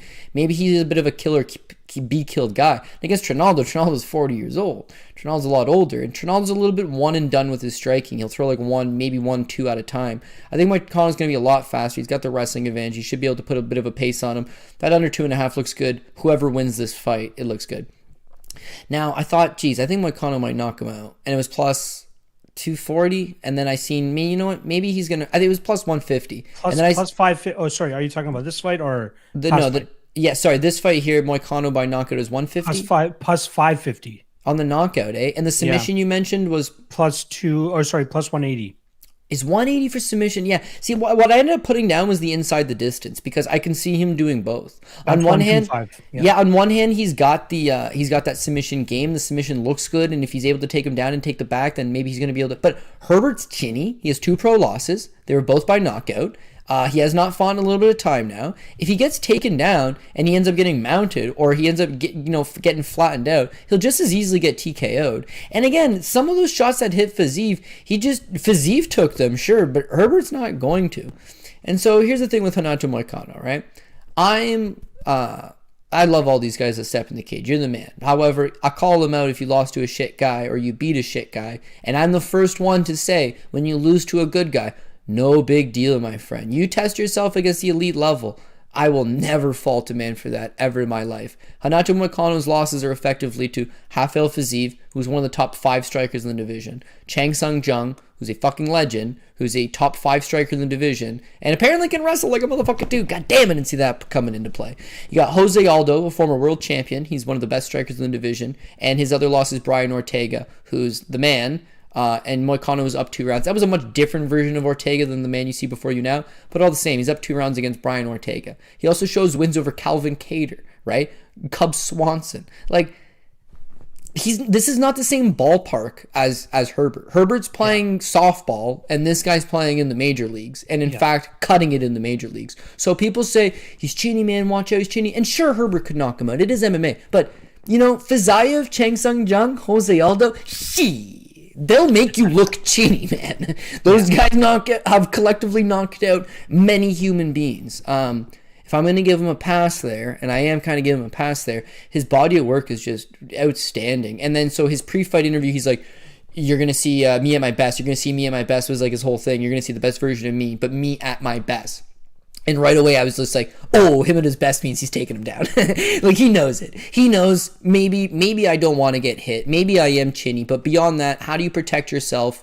Do you work on your striking defense? Do you, I gotta keep my hands up more. I gotta move my head more. No, take him down. Best way to avoid getting hit. Take him down. Take him down. And yeah, maybe the sub's live then. I could see him getting a TKO as well. And so for that reason, I would take that plus 110. But if you don't want to get greedy, just take the under 2.5 here. And again, a pretty decent price tag at minus 145 for that. So I would take that first and foremost, and then I'm leaning towards that Moicano inside the distance for a little plus money as well. I think the UFC knows exactly what they're doing by making this the main card curtain jerker, because it's definitely going to have that violence that should be able to keep the audience, at least the casual audience, tuned in for the rest of the card. All right, let's move on to the next fight. We got Nicholas Dalby going up against Tim Means. Both guys were scheduled to fight somebody else. I believe Dalby was supposed to fight Sergey Kandoshko, and Tim Means was scheduled to fight, can't remember off the top of my head, but both of their opponents fall off, and they get scheduled to fight this weekend. We got minus 135 on Tim Means, plus 115 on Dalby. I did see Tim Means open up around minus 200, and there's been a ton of Dalby love coming in, which has brought him down to a minus 135 favorite. And I don't really understand it, other than the fact that if you truly think that Dalby can go out there and knock out Tim Means, then sure, probably he wins this fight. But I see this as a Means fight pretty much all around. I think he absolutely lights up Nicholas Dalby on the feet. I think that he can evade the big shots of Dalby. Dalby not Historia crazy knockout artist. Obviously, he was knocking out guys on the Cage Warrior scene, but whenever he comes over to the UFC, he just can't manifest those types of finishes, at least not as of late. And it just doesn't seem like he's going to have the skills to keep up with the output and volume that Tim Means is going to be putting on him. I just need it for me to be like lock of the night sure on Tim Means. I would need him to be like distance himself a little bit more from those knockouts and those getting rocked and dropped by Daniel Rodriguez and all that type of stuff. I need to distance himself a little bit. It reminds me of when I was so high on Gavin Tucker, but didn't bother taking a shot on him against Dan Ige because I want him to kind of distance himself from the knockouts. And then obviously we saw what happened with Ige and Tucker when they squared off. Means is probably one of my more confident spots on this card, but I am having a little bit of a trouble in terms of actually pulling the trigger here. I do think he wipes the mat with Dalby, honestly. I don't think he knocks him out. I think he plays a super safe game like he did in the Mike Perry fight. The difference between the Mike Perry fight and this fight, though, is like a lot of people will be like, oh, his chin is fine. He won 15 minutes with Mike Perry. But like all Mike Perry had in that fight was that first takedown that he landed in the first round. And then after Tim Means got up, it looked like Mike Perry was completely deflated. Not to mention that he missed weight by like 6 pounds or some shit. He was just a walking punching bag at that point. He didn't have much power on his shots. He was very, lackadaisical in his approach, and Tim Means was able to just stay on the outside and pick him apart. I think we'll see more explosions and at least some more resistance here from Nicholas Dalby, which makes me sweat it a little bit more on the Tim Means side, because he could definitely get clipped with something and then get put on wobbly legs, and Dalby follows up with something there. But as long as Tim Means stays disciplined in this fight, he should be able to light up Dalby. Like I said, I think he's going to stay on the outside, not overcommit on any crazy combinations, which doesn't lead me to believe that he's actually going to knock out Dalby here. He needs to fight a clean fight, super disciplined, don't be, falling over your punches or anything like that, so you don't get countered or anything. And even if the takedown attempts come from Dalby, I think that will see Tim Means actually shut those off and keep this fight in the vertical range where he's going to have the most amount of success. So the spot that I'm liking, the over 2.5 minus 200, a little bit juice, but even Tim Means by decision is a spot that I like the most. Plus 205 on that. I love that line. I'll definitely be putting some money on that. Maybe not lock of the night deep on there or anything like that, but I do think that we have some solid value there at plus 205 on Means by decision. How are you seeing this one? Yeah, you know what? I think either Means walks right through him and looks like $1 million, and you're 100% right, and he is lock of the night material, and everyone wishes they put more money on him, or he fucking pulls a Tim Means and shits the bed again. Because we have seen that time and time from Tim. He's so slick. He's such a high operator. His striking is when it's on point, it's second to none, man. You know, the wrestling defense, a guy can actually wrestle pretty good, decent submissions, but his cardio doesn't seem to be there. His durability doesn't seem to be there. And the more guys can pressure him, the more guys figure out how to eventually break him. And you got to walk through hell in order to do it. Very few guys go out there and put a beating on Tim Means, pillar to post, bell to bell. But like, if you can break this guy and get through that first round, maybe the first, round and a half, you certainly do see a much different version of Tim Means. You nailed it yourself, dude. Mike Perry, right? The Mike Perry fight. Perry misses weight by 6 pounds, okay? Shows up looking awful. Is on Twitter saying how he thinks he's going to die from the weight cut leading up to it. Is cornered by his pregnant fiance, whom he met at Arby's 3 months prior. Like, this is not supposed to go good for Mike Perry, and certainly it does not go good for Mike Perry. But the first 3 minutes, he takes Tim Means down. He looks pretty good. Tim Means gets up after that and puts a great performance on, but partly of that is, Mike Perry. Now you look at the Leonardo Staropoli fight. Tim Means is starting to lose the striking exchanges of all things. So he relies on his own offensive wrestling in order to neutralize Staropoli, who's, had very little success other than beating an aged legend in Thiago Alves once upon a time in the UFC. Staropoli hasn't really given a great account of himself, and yet Means needs to offensively wrestle in that fight. It's the other ones. He looked great against Daniel Rodriguez for the first three minutes, and then D-Rod took his best shots, returned fire, knocks him out at the tail end of the first round. Only the bell sounds, so they allow it to go to a second round, and then in the second round, he gets rocked again seriously, and then gets caught in the standing guillotine choke. The Nico Price fight, caught in the first round, knocked out. The Bilal Muhammad fight, he beat the shit out of Bilal Muhammad in the first round. Second and third round, Bilal Muhammad just kept coming at him and worked him over. So even though he's a better striker than Dalby, I believe his wrestling is not. He's not a better wrestler than Dalby, but his takedown defense should be good enough to keep the fight standing for the important periods of the fight. His submission defense is good enough to keep him outside of trouble.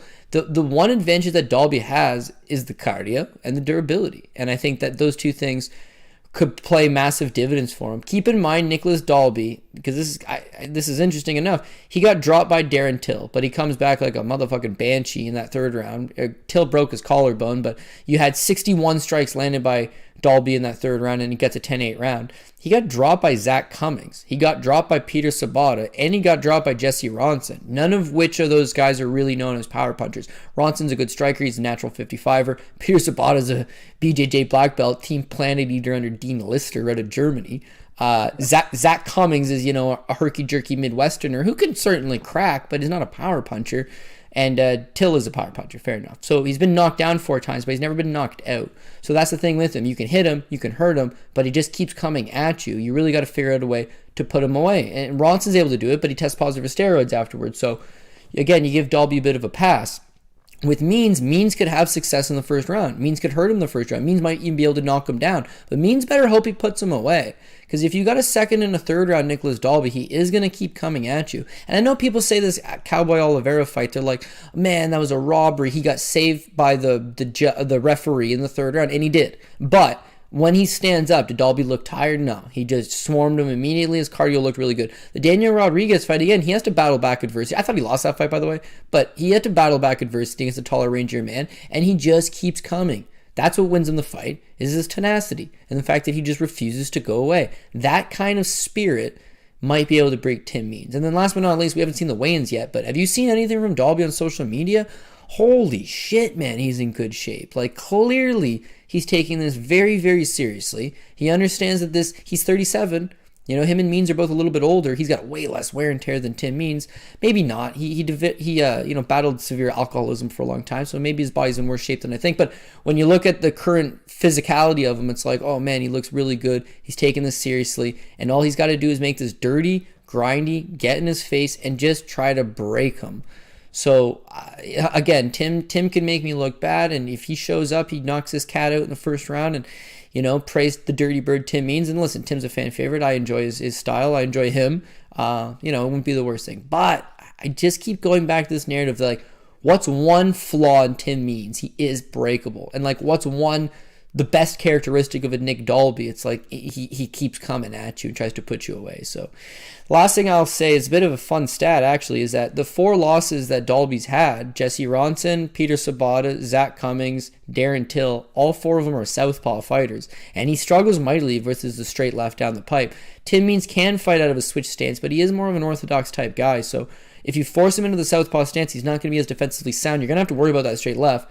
But you can pressure this guy. You can grind this guy. You can make this a dirty fight for the dirty bird and potentially spring something. So as far as the props I'm looking at, and again, I don't want overexposure on this. Dalby will be right at the bottom of the PRP. I don't have a whole lot of dogs that I'm going with, but I am going to take Dalby. But the 2 props that I would look at is a Dalby by decision, plus 230. Same thing as Bilal Muhammad. Grind this guy, make it dirty, make it look better for the judges. It's a small cage. You're not going to have to chase him around. Maybe that Dalby plus 230. But you know what? If it doesn't make the decision, Dalby round 3 plus 1800. I know that's a more of a you play. Although you're not taking that. You got Tim Means. I understand. Yeah. But yeah, it goes back to just Dalby's going to be there for 3 rounds. If he doesn't get knocked out, he'll be there for 3 rounds. He'll keep pushing. He'll keep going. And Tim, meanwhile, Tim seems to get tired. You know how many times Tim's been kicking the guy's ass and then ended up losing? Like even that Matt Brown fight. Do you remember that? He drops Brown in the first round. He's all over him. And then it's just Brown returns fire and instantly Tim curls up.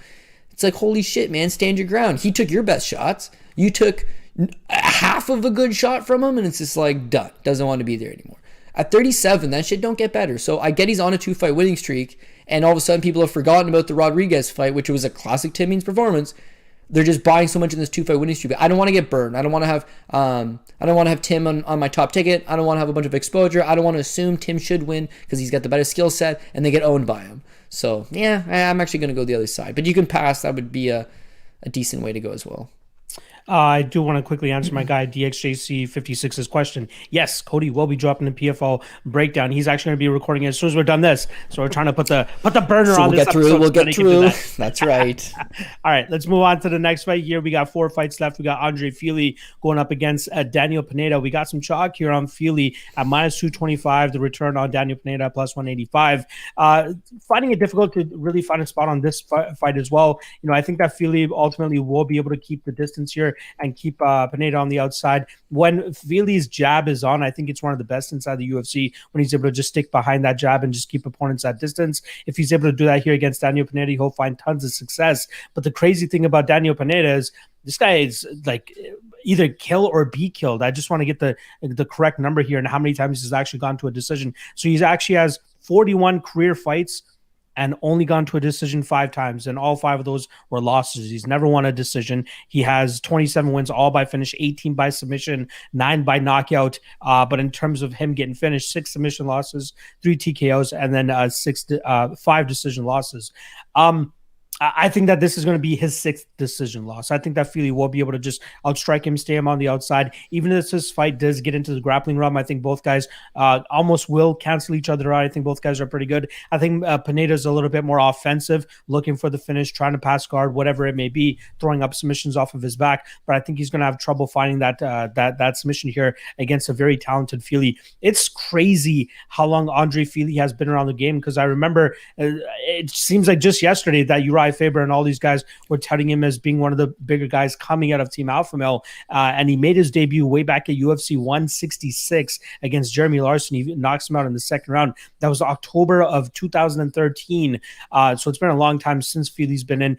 Obviously, when he gets a big step up in competition, he comes, on the losing end. His first loss in the UFC, Max Holloway. Can't really bang on him for that one. He ends up losing 2 fights there to Godofredo Pepe. Shout out to Pepe, long time since I've heard that guy's name. I believe that was a triangle choke loss there.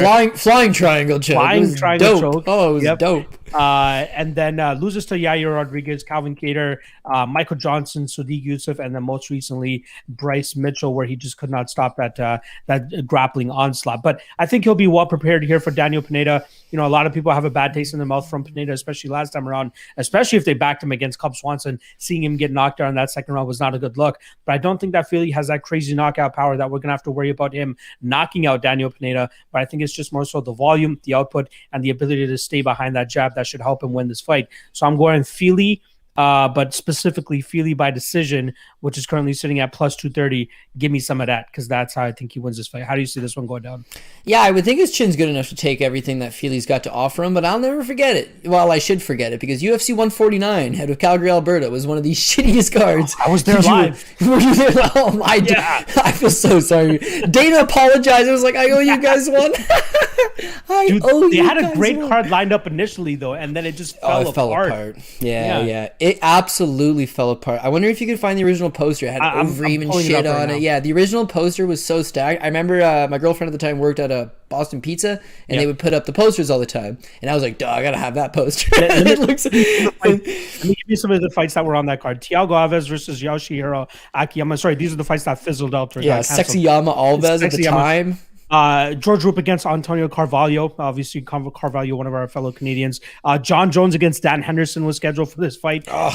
Antonio Nogueira versus Czech Congo. Jose Aldo against Eric Koch. Shogun Hu against Thiago Silva. Michael Bisping against Tim Boach. Thiago Alves against Ciryl Bahadurzada when he was still Bahadurzada. Claude Patrick against James Head, whatever. Bahadurzada against Chris Clements, which would have been a great fight as well. And then the one that I was looking forward to the most, Bibiano Fernandez come into the UFC against Roland Delorme, but Fernandez could not get his contract issues figured out, and he was unable to make his UFC debut and still has yet to make his UFC debut. But yeah, that card was bad. Yeah. Well, the Roland Delorme fight, he was just like, all right, signed to the UFC, boom, boom, and they're like, here you go. And he's like, $30,000.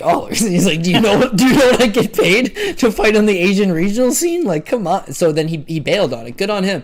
Get paid your worth. But on that card, Faber versus Henenbrow was not a good fight. It was just leg kicks all day. Faber had nothing to offer him. Tim Boach versus Hector Lombard was so bad. Oh man, it was his debut, right? Bad. It was it was his debut. They paid so much money for Hector. They got him in the co-main event. He was a sizable favorite, and he loses a split decision over to Tim Boach. Chad Congo versus Sean Jordan. It was so bad. It was so bad. The whole card, man. James Head sprung the upset over Brian Ebersol, who had some serious momentum going. That fight absolutely sucked. Just brutal. Anyways, the one why we're even talking about this was the one bright spot on it was Antonio Carvalho, our Canadian brethren, local Ontario guy, jiu-jitsu black belt, not really known. Yeah, just one. Yeah, Oshawa. One shot, Cole Cox, Daniel Pineda knocks him out cold, and I'll never forget that because I was like, this guy does not have a good chin. And subsequent to that, you're right, man. Maybe he does have a good chin, but he seems to get caught in a lot more submissions. Once he gets tired, he just gets a lot sloppy. But the narrative of that, like, oh, Fili won't be able to knock him out, to me, it's like, it embodies MMA. It's like anything can happen. Fili realizes he needs a big win. He's rotated. You mentioned the fact he was a big alpha male signing. You know, he's one of these guys, the UFC was happy to have him. He had a good story. He was goo-goo for Paige Van Zandt. I think it really broke his heart when Cody Garbrandt got her, and then she ended up leaving the gym. But the fact remains the same, right? He wins his debut, Jeremy Larson, loses to Holloway. Orontes, he wins, loses to Pepe. Beats Benitez, loses to Rodriguez. Beats Akron Diaz, loses to Calvin Kattar. Beats Lobov and Bermudez. Miles Jury, he gets himself going. He never loses back-to-back, but he's failed to really get any type of sustainable momentum. He's never won more than 2 straight. He's never lost back-to-back. He's just kind of stuck in that same old rut. But I know coming off a loss to Bryce Mitchell in a fight that he gave a good account of himself, but the takedown defense was just, it wasn't there. And it was more so that, my God, Bryce Mitchell was relentless with that game, just over and over. Very strong physical guy, and he just stuck to it. But I had it 1-1 going into the third. Unfortunately, Fili wasn't able to pull up the third round. Surely he's motivated to get back on track. His cardio is really good. You don't see him get tired in those spots. The Bryce Mitchell fight, he fights all the way to the end, 3 rounds, and it's a hard-paced fight. The Charles Jourdain fight, again, he loses the first round. He gets dropped in the first round. Comes back hard in the second and third round. Cardio, not a problem. Third round, by far, Fili's best round. The Sodiq Youssef fight, he gets backed up heavy for 2 rounds. In the third round, he doubles him up in the striking numbers. He's backing him up. Jab, you mentioned he's got a good jab. He does. Just landing it very effectively. Wins the third round against Sodiq Youssef, the only round of the fight he wins. This is a guy that does actually keep getting better. The fight goes on, maybe a bit of a slow starter. And Pineda is the complete opposite. He has 27 pro wins, 27 wins inside of the distance. He has never won a fight by decision. And that's pretty telling. He's got to take you out, or, you know, yes, he has lost 5 decisions himself, but he either takes you out inside the distance or he gets tired. Maybe he survives, maybe he doesn't, but that's the game out of him. Now, he's got the 2 fights for PFL that are no contest because he was on the juice, and both of them are by finish too. He's a finishing finishing machine. So he comes to the UFC. He beats Herbert Burns. I'm on him for there. Cash the ticket. Big underdog, but just Herbert Burns is such a quitter and has no cardio. So it's a very good fight for Pineda. Now he drops Cub Swanson, and this is where I give back some of that Herbert Burns money. I thought he would be Cub Swanson. Just because, to me, the narrative was kind of, Cub's old, man, and he's chinny, and he just seriously destroyed his ACL in a grappling match. He hasn't fought in almost 2 years coming into this Pineda fight. He's half the size of Pineda, despite the fact they're both 45ers. And Pineda puts the kind of pressure on guys that I don't think Cub can take it anymore. But there's a reason why Cub Swanson is a legend, an OG of the game. He's such a live dog every time he fights, especially if you're going to give him a plus money tag. And in that fight, he gets his ass kicked the first 2-3 minutes, which is very Pineda-like. And when Pineda fails to snatch up the knee bar, and the leg kicks fail to come to fruition, and Cub Swanson takes the big right hand, Cub starts to return the fire, and Pineda's not only gas, but like the punches are taking a lot of zap out of him. Between the first and second round, you can just see Pineda's not quite there anymore. The takedowns aren't as effective. The leg kicks are not quite as heavy. He's not moving as well. He's not moving his head as well, and he eats a three-piece combination and falls down.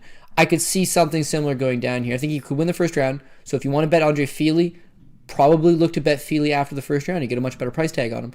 But beyond that, it's like, yeah, I think that early in the first round, those leg kicks will work for Pineda. He might be able to take down Fili. He'll be able to back him up. He'll be able to take that jab and come forward. And again, he's going to be able to counter the jab with the leg kick. It's going to work for him in that first round. But I really do think that he'll start to fatigue as he normally does. And you'll see Fili inch his way back into it in the second round. If it's 1-1 going into the third, I am going to feel very good about Andre Fili. If it's 2-0 going into the third, for Pineda, it's going to be grease because now we need a finish. And, I could see that not coming together. But, again, I think he's got a chip on his shoulder. He's coming into his own. If you can tire this man out, put him into some deep waters, and go for that finish, I think it might be able to come together. But remember how we talked about a third-round finish earlier in the night? What you want is a Dalby third-round finish. It's plus 1,800. The flip side of that, I think I seen it at 900 for the Fili third-round decision. It's like half the price. To me, it's not quite as good. But if I did go Fili by TKO at plus 215, again, this is a lot of it is on Pineda is going to blow his gas trying to take Fili out, and Fili's just shown legendary durability. Yeah. He's been finished twice in his career. Once by flying triangle choke, by Pepe, who was a known finisher. And the other one is Yair Rodriguez. It's a flying switch head kick. And he pokes Fili in the eye like 2 seconds right before. Fili touches his eye to be like, what the hell? And he gets blasted with a flying switch head kick. So I'm going to give him a pass. He's fought in big, heavy punchers before. Michael Johnson, Artem Lobov, guys like that, Shaven Marias, whatever. Guys that can crack, and he lives to tell the tale. The Bryce Mitchell fight, Bryce Mitchell's got submissions for days. Look at all the bad spots you put Charles Rosa in. Look at the fact that he's hitting twisters in the UFC. It's like Fili's defensively very sound. He's able to get back up time and time again. Cardio checked out. That's all weapons he'll be able to use here. So again, I don't love the prop side of this fight. However, if I had to select one that I like the most, I did end up going with the TKO for Fili at plus 215. All right, looks like we're slightly on the opposite sides in terms of method of victories there. But again, this is a questionable fight for me, especially given how violent Daniel Pineda fights normally are. All right, let's move on to the fight that we're both probably most excited about. We got 16-1 Ahani Barcelos taking on 17-2 Timur Valiev. We got a little bit of juice on Barcelos, minus 210 there, plus 175 is the return on Valiev. It's difficult for me to pick a side here. I am ultimately on the Barcelos side, but I feel like that this is going to be one of those fights similar to the main event where people are going to be seeking the value on the underdog on Valiev here, but are still going to end up ripping up their tickets come fight night because I do think that Barcelos is just slightly better than him pretty much everywhere. I think the grappling is going to cancel each other out. I see this being a striking fight. And given both their striking styles, I like what Barcelos brings to the table a little bit more in terms of his Muay Thai combinations, finishing with leg kicks, looking like a young Jose Aldo in there sometimes, whipping those leg kicks at his opponents. And he throws with a little bit more volume than what Valiev brings to the table, which is, short bursts, flying, spinning shit, likes to throw out there. He's one of those Mark Henry Dagestani guys like Zabit Magomedsharipov, right? Likes to, they have grappling, don't get me wrong, but more often than not, you'll see them flash there, striking out there more often. We saw Valiev, needing to secure a victory last time around, rely on his grappling, taking Martin Day down time and time again, grinding out that decision victory, especially after coming off of that loss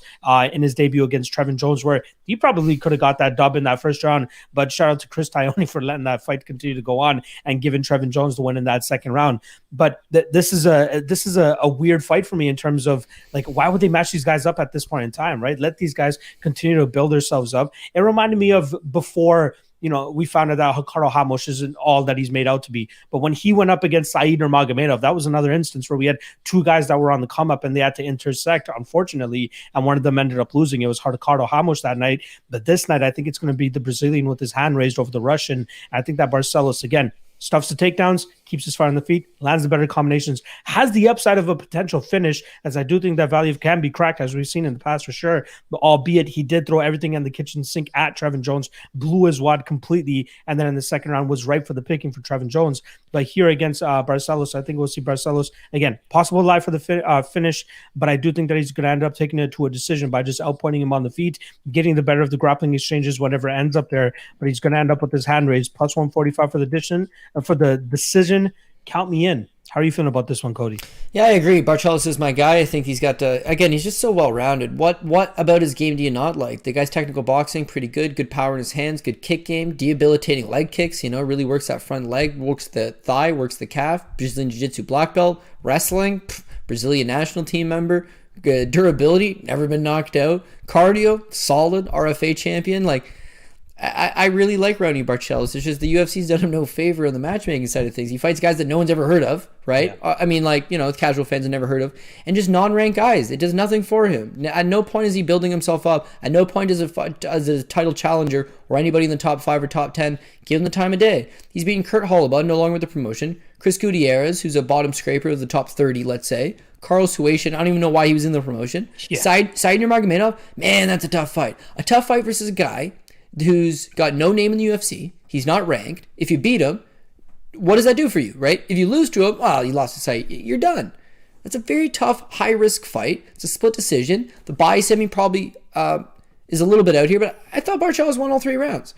The first round, he's losing the first 3 minutes. He's getting hit with the spinning back kick, spinning back fist. But, he chops his leg big time at the end of the first, clinches up, has success. Second round, again, success, takedown, back take. In the third round, if it is 1-1, he times that kick perfectly, gets him on the ground, and dominates him in the last 2.5 minutes of that fight to make sure he secures a split decision victory. Great win, tough task.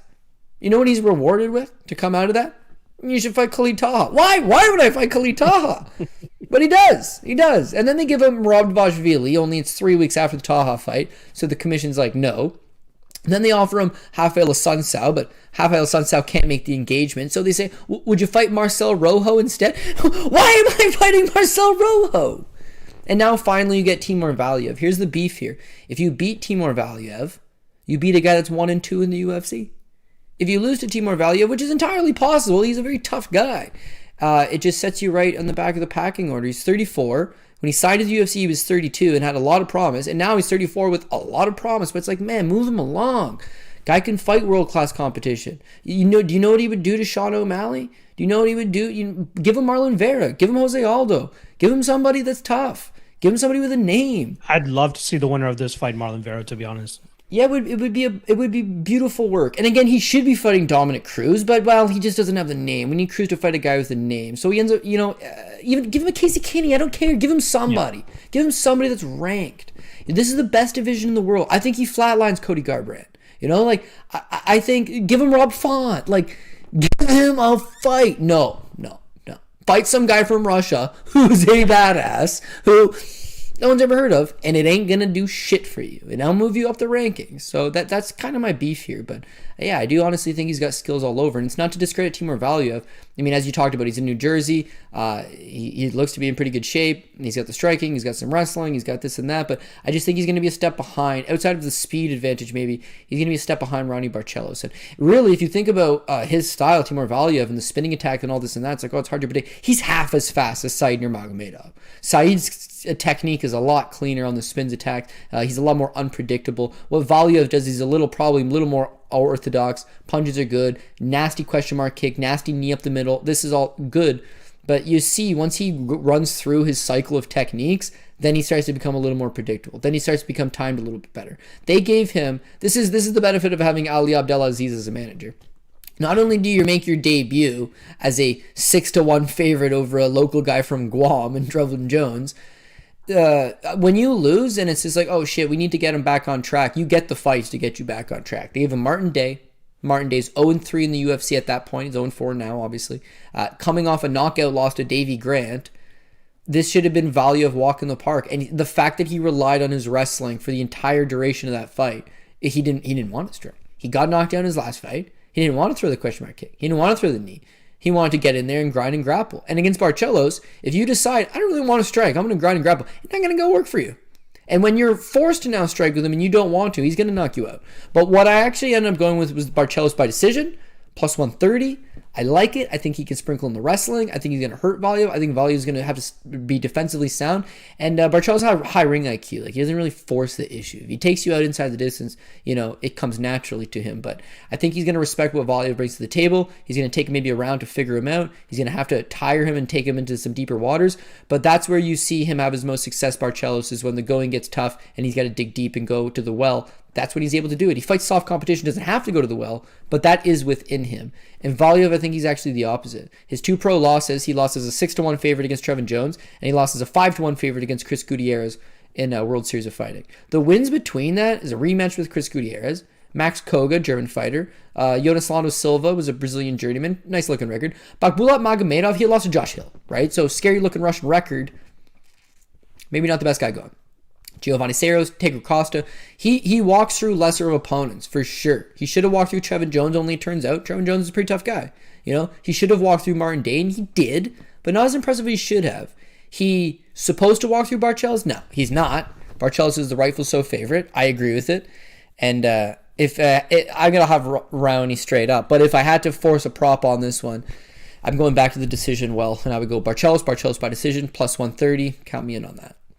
I'm right there with you. Hopefully he pulls it off because he definitely has a bright future, as does Timur, but one's got to win, and I think it's actually going to end up being Barcelos, and I'm glad that you're on that side as well. All right, co-main event time. We got Oven St. Preux taking on short notice Tanner Boser. A ton of short notice spots on this card throughout it, but OSP originally scheduled to fight Maxime Grishin. If I'm not mistaken, Grishin not able to make the fight due to visa issues. In steps Tanner Boser, and apparently he's been quarantining ever since his last fight, and he hasn't even been able to train over these last couple weeks, but he still does step in here against OSP, and coming in as the favorite around minus 170, plus 150 the return on OSP. But I think that this is a good matchup for Tanner Boser to get back onto the winning track. With OSP, he doesn't have too much volume to worry about, so the Andrei Arlovsky type of thing, that's not going to happen here. He's not going to have to worry about getting grapple fucked like Ilir Latifi. Sure, OSP might be able to land a takedown or two early in this fight, but I don't think that he's going to be able to find a submission, and then I think that his cardio is going to start to get taxed, and that's when we'll see Tanner Boser start to take over with his volume style, leg kicking style, sticking and moving and staying on the outside. I like Tanner Boser in this spot. A lot of people are hopping off of his train because they got pretty much screwed by him in their last 2 fights, especially if they were backing him. But I think that this is a great spot for him to go out there, and I think he actually outpoints St. Preux in this spot. I'm going to be going with Boser by decision around plus 160, plus 175. I think he just sticks on the outside, just beats up OSP, or I've definitely seen this narrative out there that I'll give a little bit of weight to.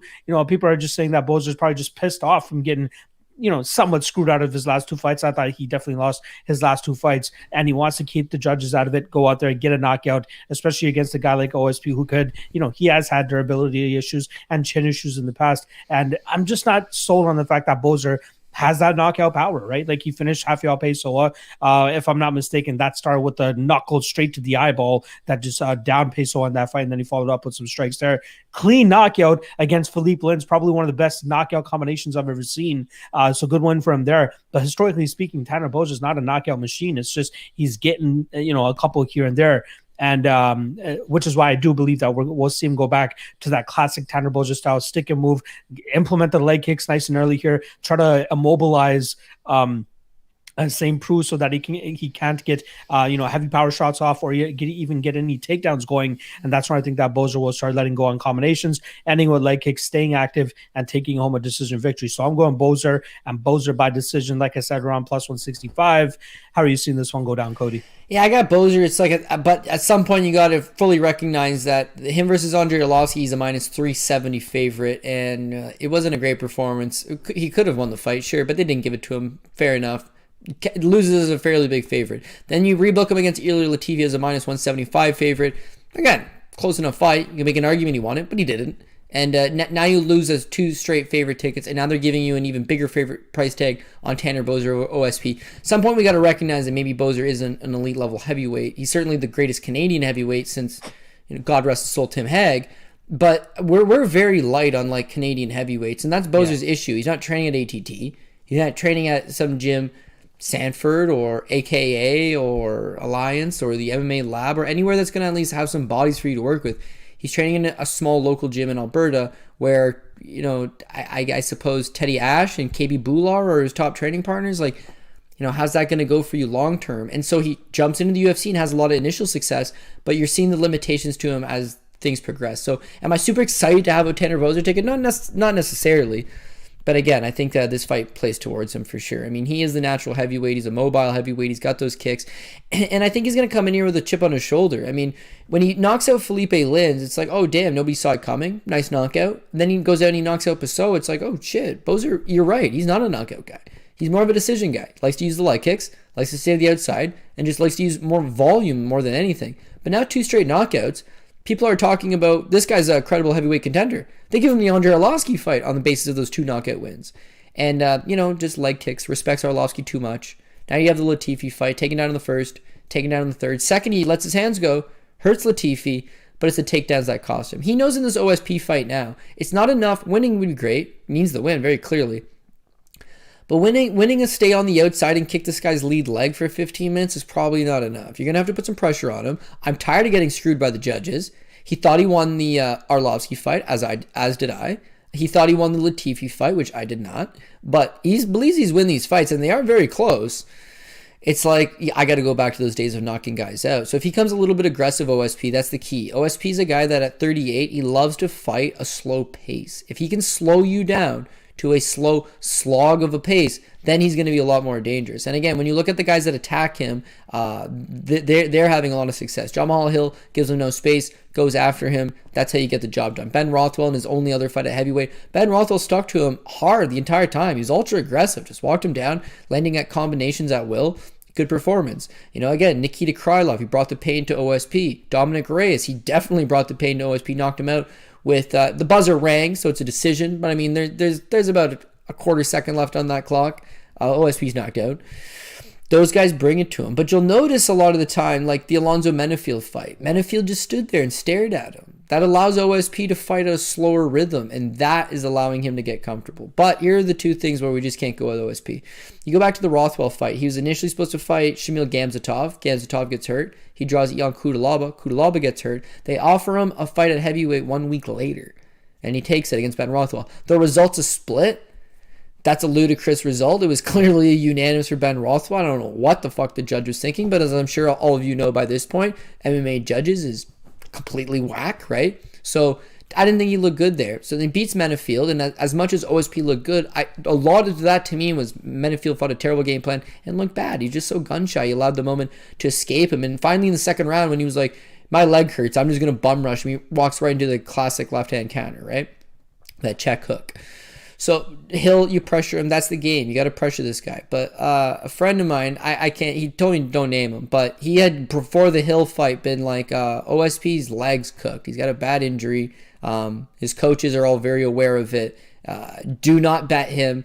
In fact, I see you're on Jamal Hill. Bet a lot more on Jamal Hill. OSP's he's injured, right? So it's like, okay, fair enough.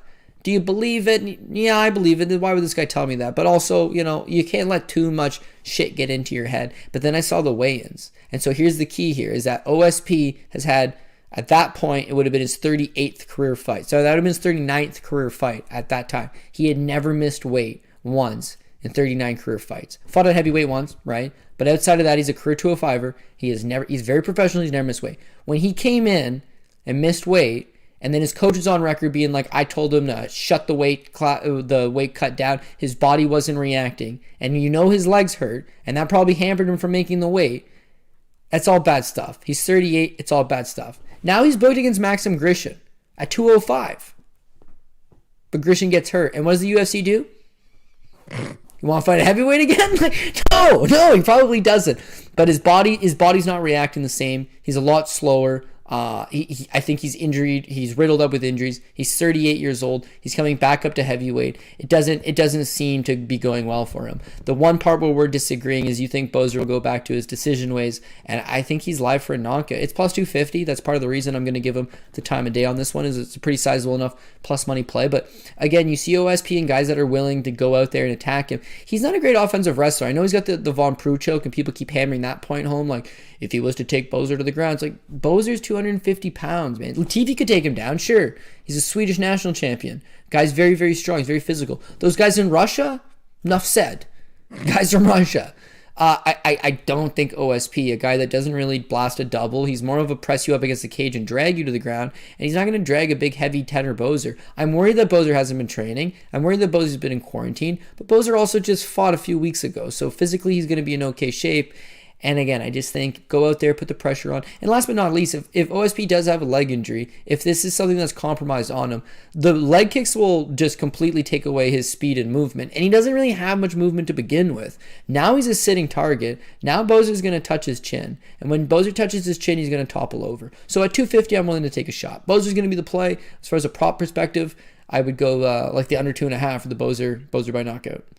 It actually surprised me a little bit when I found out that OSP is 38 years old. I'm not sure why. I was expecting him to be closer to that 33, 34 range, but here we are, 2021. OSP is 38 years old, which definitely surprises me. All right, let's move on to the main event here. Decent, or I'm not even going to say decent. This is a very good main event that we got between Ciyrl Gane and Alexander Volkov. At this point in time, I always do want to remind you guys, the 180 of you guys that are in the chat right now, please do hit that like, hit that subscribe, show your boys some love. That's the best way to do it. Like I said, Alexander Volkov, he's going to be coming in as a slight underdog here, plus 130. He's been getting some action throughout fight week, and we got Ciyrl Gane at minus 150. I really like this matchup. It definitely will tell us a lot about both guys, specifically on the Gane side, as this will be his toughest test to date. I'd say his toughest test up until this point has been Junior Dos Santos, in terms of a guy that was, a credible heavyweight, seemed to still have a little bit left in the tank, but he still was not able to deal with the power of Ciyrl Gane. Ciyrl Gane last time around did not make any fans in his fight against Jairzinho Rozenstruik, but you can't really blame the dude, man. I think the blame should more so be on the Jairzinho Rozenstruik side of things, because if Ciyrl Gane goes out there and zigs when he should have zagged, or makes one little mistake, he's going to be staring up at the lights, lose half of his paycheck, and lose the momentum that he currently has going for him. Whereas Jairzinho Rozenstruik, we know all he has is that one punch knockout. Like, it's not often that you're going to see him go out there and win a decision of any sort. So I think that Ciyrl Gane played that fight as perfectly as you could play it. Go out there, do what you need to do to get the win, and that's what he did. Don't overextend yourself. Don't put yourself in harm's way.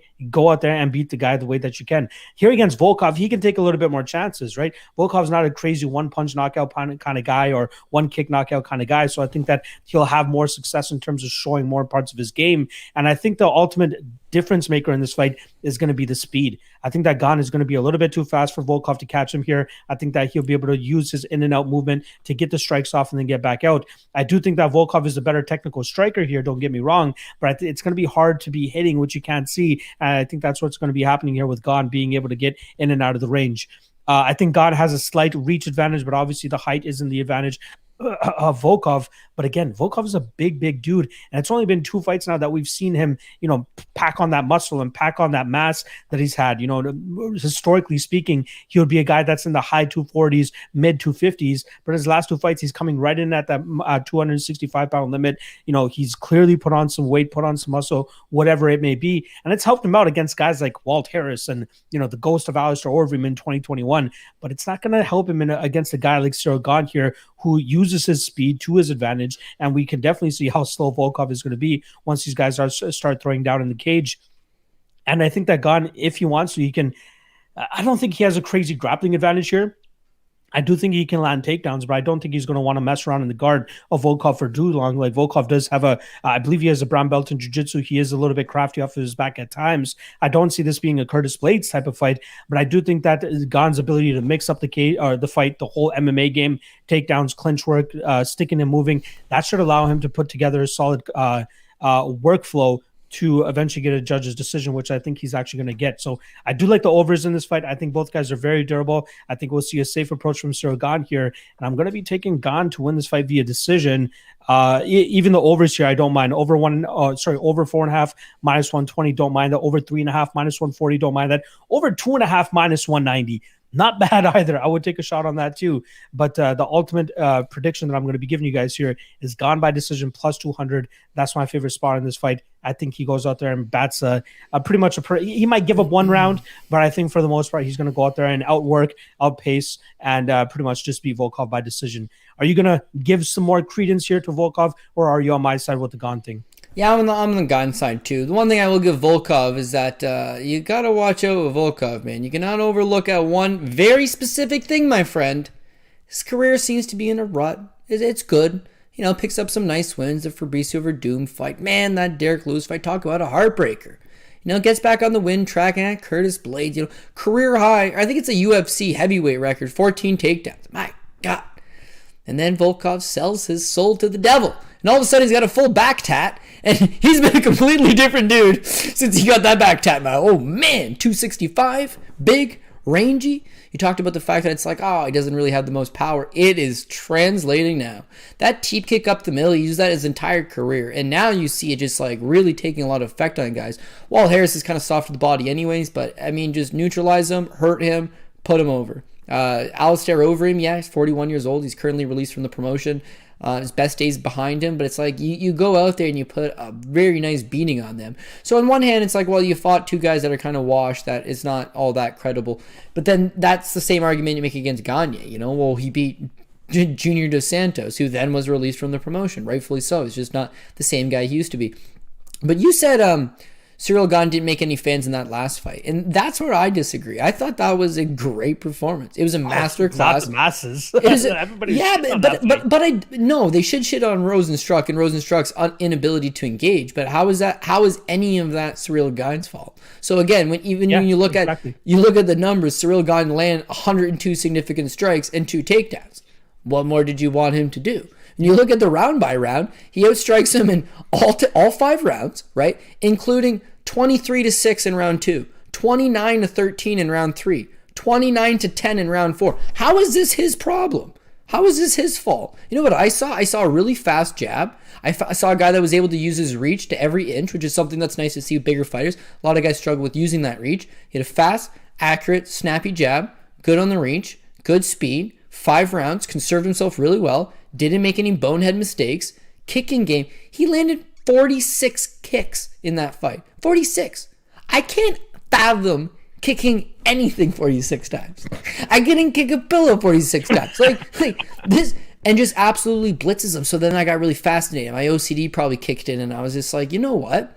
I really want to rewatch the Junior Dos Santos fight. And in the Junior Dos Santos fight, he absolutely debilitates that lead leg. Kick, stays on him the whole time. Then you see Junior buckle off the leg kick. And then all of a sudden, Junior can't move. And then all of a sudden, the jab, straight jab down the middle, rocks him. Elbow puts him up against the cage. So when you look at the last fight with Rosenstruck, you see he lands 46 leg kick, sorry. Very nice number. You look at this Junior Dos Santos fight, he lands 29 of 32. The numbers are great. Now, he only lands 13 head strikes against Junior versus the 29 leg kicks.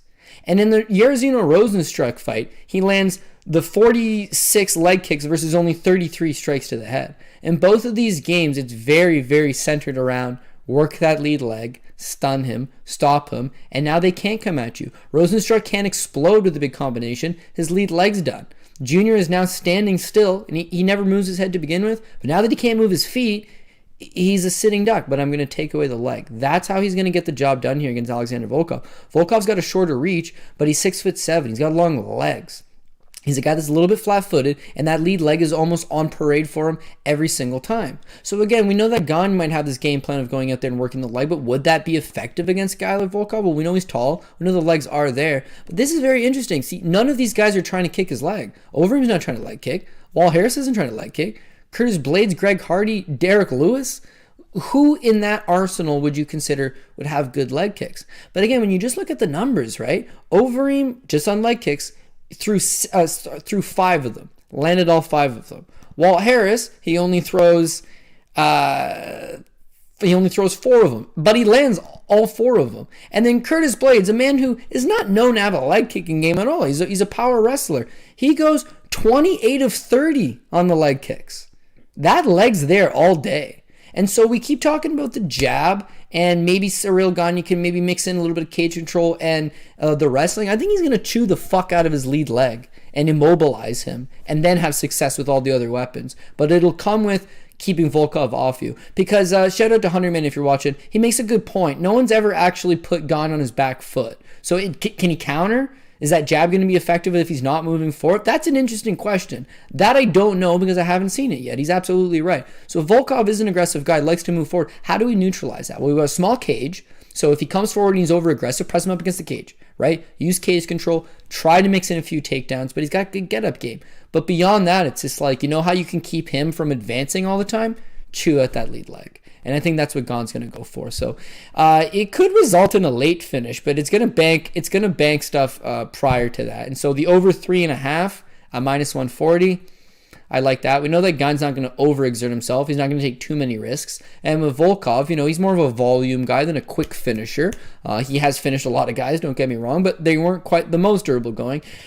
And then the fight goes the distance is minus 110, but I'm not actually sure how I feel about that. I think I would rather just that the over 3.5 at minus 140. Yeah, take the 30 points and save me 7.5 minutes of later part of the fight. Yeah, okay, great.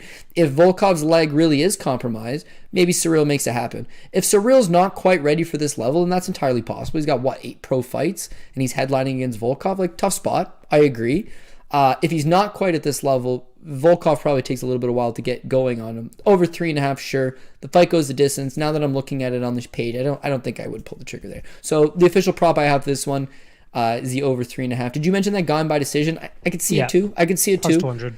But yeah, a lot of heavyweight fights do go the distance. I don't love that narrative of like heavyweights going to heavyweights, but yeah, in this case, it's like you got a guy that's 240, he's 6'5", or you got a guy that's 6'5", 240 pounds, versus a guy that's 6'7", and 265 pounds. Like, they are big guys. They do have some underrated power. I could see it going the distance. Could see Gane getting that decision. But as far as a one singular prop on this one goes, I think the over 3.5 seems safest to me. Shout out to my guy, Danny Legs. Gane has never faced adversity in his career, and you are absolutely correct, my friend. That's why exactly I believe a lot of people who are backing Gane in this fight believe in his potential. I believe in his potential. I believe Cody believes in his potential as well. But this will definitely give us all the answers we require to see how far Gane can truly take his career and whether he is actually championship material. All right, that brings us to the end of the show. We pretty much have one segment left, and that is pretty much everybody's favorite segment. That is the 3 best prop bets. But I do want to quickly announce the cast for tomorrow's Ultimate Weigh-In show for you guys. There we go. We got my guy Jonas Schiffman, Jay Schiffy MMA on Twitter. He is one half of the FTN Daily podcast. We had the other half on last week. Our guy, I can't believe I'm forgetting. Oh, Joe Kelly. Joe Kelly we had on last week. We're also going to have my guy John Martian. He has the Martian MMA podcast. Great, solid, sharp dude is there. And then lastly, we have my guy Uncle Weezy. He just recently made his debut on Pub Sports Radio with my guy Brady, DFS by the numbers, and he's been showing off some pretty good chops. So I wanted to give him a shot here on the Ultimate Weigh-In show so that he can actually, again, educate you guys. He's a very stats-driven guy, so I'm sure he's going to add a great angle to the panel tomorrow night. So once again, make sure you guys join us tomorrow night, 9 p.m. Eastern, the Ultimate Weigh-In show. Got a solid cast of guys for you guys, and I can't wait to break down the fights one last time with those fellas. All right. Let's get on over. You were going to add something, Cody? Well, I was going to say, Uncle Weezy's pick, I always thought you should be banking on that heavy. That's the pick, man. He's the lock of the week. And if someone was shoe-in of the week, that use the shoe-in segment. And then Jonas Schiffman, did that picture not look like our guy Guru in cartoon form? It was when it first came out, I was like, no way. I see. I see it. I see it. Doesn't it? God. Like, Anyways, good. Hey, good looking cast, man. Be looking forward to seeing some of those thoughts on the post weigh-ins. But yeah, let's jump into our top 3 bets. God, I want to hit a 3 for 3 this time around. Absolutely. I do want to say also for UFC 264, I have a banger of a lineup for that Ultimate Weigh-In show. I just have one more person that I'm trying to confirm for you guys. But as soon as I can confirm that shit, you guys will find out. But I think it's probably going to be the best cast I've had to this point. All respect to my guy Cody on that first cast that we had when we did the first time. But we'll see what happens. I'm sure it might even blow his mind. All right, let's get into the 3 best prop bets for you guys. I'll kick things off as always. First and foremost, Rosa inside the distance, plus 145. I think he takes whatever Jaynes throws at him early in that fight. Then as Jaynes starts to slow down, Rosa will start to pick it up, whether it's with the punches, club and sub, or even taking him down and subbing him that way. I think he subs him, which I think is around plus 210, but I'm not going to count out the ability for him to go out there and ground and pound him either and cash a plus 600-ish TKO prop as well. So I'd rather just be safe and take the inside the distance at plus money. Let's not get too greedy. Next up, we got Moicano and Herbert under 2.5 at minus 145. I really love that spot. I think this fight's going to be an all-violent spot. Personally, I think it plays out as Moicano taking him down, subbing him, pretty much similar to that Damir Hadzovic fight he had 2 fights ago. He really needs a bounce back, especially after getting knocked out by Rafael Fiziev last time around. And I think that this is a great opponent for him to showcase that those chops. And even if he can't get Herbert down and keep him down, Herbert is definitely a threat in his own right in terms of the striking game that he has and the power that he has, especially considering the durability issues that we've seen from Moicano as well. So under 2.5, minus 145, me likey. Lastly, I like Gane by decision, plus 200. I think he goes out there and sticks to a solid game plan, very disciplined approach, mixing in a couple takedowns, some clinch work, sticking and moving. Like Cody said, he definitely brought in a good caveat here, which is the leg kicks. Just work on that lead leg of Volkov, take off the pop and power of his shots, and then just go to work with your hands afterwards. But I do like Gane over 5 rounds at plus 200. Cody, your turn, my brother. All right, we're going to start with our, minus 170 play. We're going to go Marques Nzechukwu over 1.5. Again, I think we're covered on both sides here. Kennedy Nzechukwu, he does have some power, but he's going to have to rely on keeping the fight standing, waiting for Marques to get a little bit tired so he's not clinching him the entire time, then knock him out. That's an over 1.5. Marques has his way. He's dragging this thing to the ground. He's making this a slog, and he could definitely grind out a decision. Or if he does happen to spring the submission victory, still the over 1.5. Minus 170, we're going to have a look at that. I'd like the Moicano Herbert at minus 145, but I know Locke's got that one. I'm going to take the minus 170 other side of that. Now we got to go into our plus money plays. We got rounding Barcelos by decision, plus 130. Again, you guys all know how big of a fan of Barcelos I am. I think he can just, wherever he needs to take this fight in order to be victorious, he's able to do so. And against a guy that's very dangerous in Timur Valiev, strike when you need to, but same thing as the Said Nurmagomedov fight. Hurt his leg, slow him down, stand in front of him, get him to think that this is a striking match, and then dump him. That's where you're going to have your best success. He's got an excellent back take on him as well. Barcelos for decision, plus 130. And then, hey, let's go for it. I know I keep saying I want to go 3 for 3, but I'm going to get there the good way. I'm going to get there the hard way. I'm going to hit a 250 to cap things off, and that's a Boser by KO, or TKO, of course, plus 250. Again, I've watched Boser for a very long time. I offered him a fight, actually, Todd Stout, way back in the day, at 205. Wow. Really? And Boser was fighting at 205. He had one fight at 205 pounds. I offered him the fight, and he said, sorry, I'm going to school to be a firefighter. I don't think I'm going to pursue MMA. Yeah, and ends up becoming a fucking UFC heavyweight. Was that for SEC? Or? It was, absolutely, yeah. Holy shit. I know, so a long time ago now. It would have been like 2014. I think the anniversary of the show actually just passed up. Yeah. But like I've been following him for a very long time.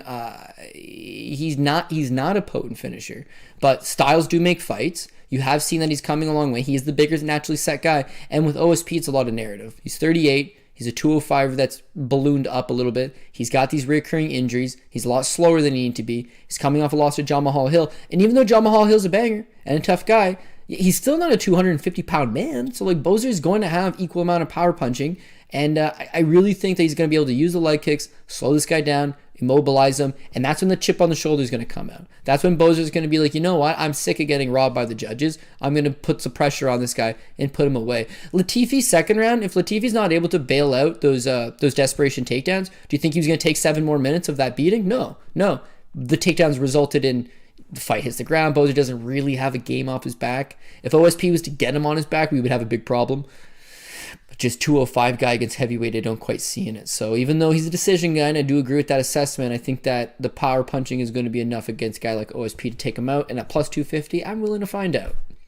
I will say that Tanner Boser going on this split decision loss streak is kind of reminding me of when Jesse Ronson first came to the UFC, lost 3 straight split decisions and then gets cut, and then finally on his return finally gets that first dub inside the UFC. So I don't know what it is with Canadians and split decisions, but that's fair. That's fair. However, Brian Beauchamp, and we are friends, so please, I hope he's not watching this show, but I have to call him out on this one. Dude's a badass judo black belt and BJJ black belt. He's credible, right? Yep. The fact that he scored Jesse Ronson beating Kevin Lee would have to be one of the worst things I've ever seen of any judge. Yeah, I don't think he ever really judged again. And I, in my mind, they said, "Give me your judging card, pal. You're fucking done in this town." And they cut it up. I don't think it works like that, right? I don't think you got a judging card. That's how you're hoping it works. Yeah, because that's what should have happened. Yeah. In fact, if I was the commission head, I would have been like, "Give me your judging card, pal. You'll never work in my city again." And when he was just like, "Fuck you talking about?" At least I'd know deep down I got my point across. Because and by the way, it's not just like, "Oh, dude, it was one." He looked away one time and didn't real. It's like no. He had some questionable decisions. You can bring up his record, but he does not judge anymore. Thankfully, he competes and he's a much better competitor. So Jesse Ronson does have those 3 split decisions, and they still cut him. It was like, yeah, he didn't actually win any of those 3. The one judge, pretty much in all 3, but especially the Lee fight, was like, they're looking at something way off. But yeah, talk about a terrible run, eh? You're 0-3 in the UFC, split decision. Look at the names, dude. Like tough guys whole way. What was it? Prazeres, Trinaldo, and Kevin Lee back to back, and then gets cut. Like, poor guy. Yeah, and then back in the UFC, right? They're like, would you like a short notice fight at 170 pounds? And he comes in as like a 3-1 underdog, springs the upset, first win in the UFC, game changer, finally gets paid. I think he got a bonus as well, $50,000. Whoa! And then boom, 2-year suspension, USADA on the juice. You got to give your bonus money back. Here you go, $50,000 gone. I remember I talked to Tristan Connolly after he beat Michel Pereira, so he got fight of the night, and then Pereira missed weight, so he got Pereira's fight of the night money too. So he got $100,000 for the fight, and he was like, "You don't get your bonus until your test comes back clean." He's like, and it was the worst 2 weeks of my life. He was looking at all the supplements, like, please God. That happened with that happened with Pat Healy as well, right? Didn't he beat like Jim Miller and Jim Miller smoked weed and lost that 100,000 bonus as well? So yeah, please guys. He won. I think he got 50,000 for fight of the night, and he got 50,000 for submission of the night, right? Yes. And so as a result, it was like Jim Miller got the $100,000 because he got Brian Caraway got it. Didn't it? Brian Caraway got the 50 for the submission of the night part of it. So Jim got his 50,000 for his fight of the night. Caraway got his 50,000 for the submission of the night. And Pat Healy, a legend of the sport, a guy that's bled in the ring, fought all the best guys, monster, biggest lightweight you've ever seen. One of my personal all-time favorites. Not so much his twin brother Ryan. I never really got behind him, but he was all right. He was all right. He was no Pat Bam Bam Healy.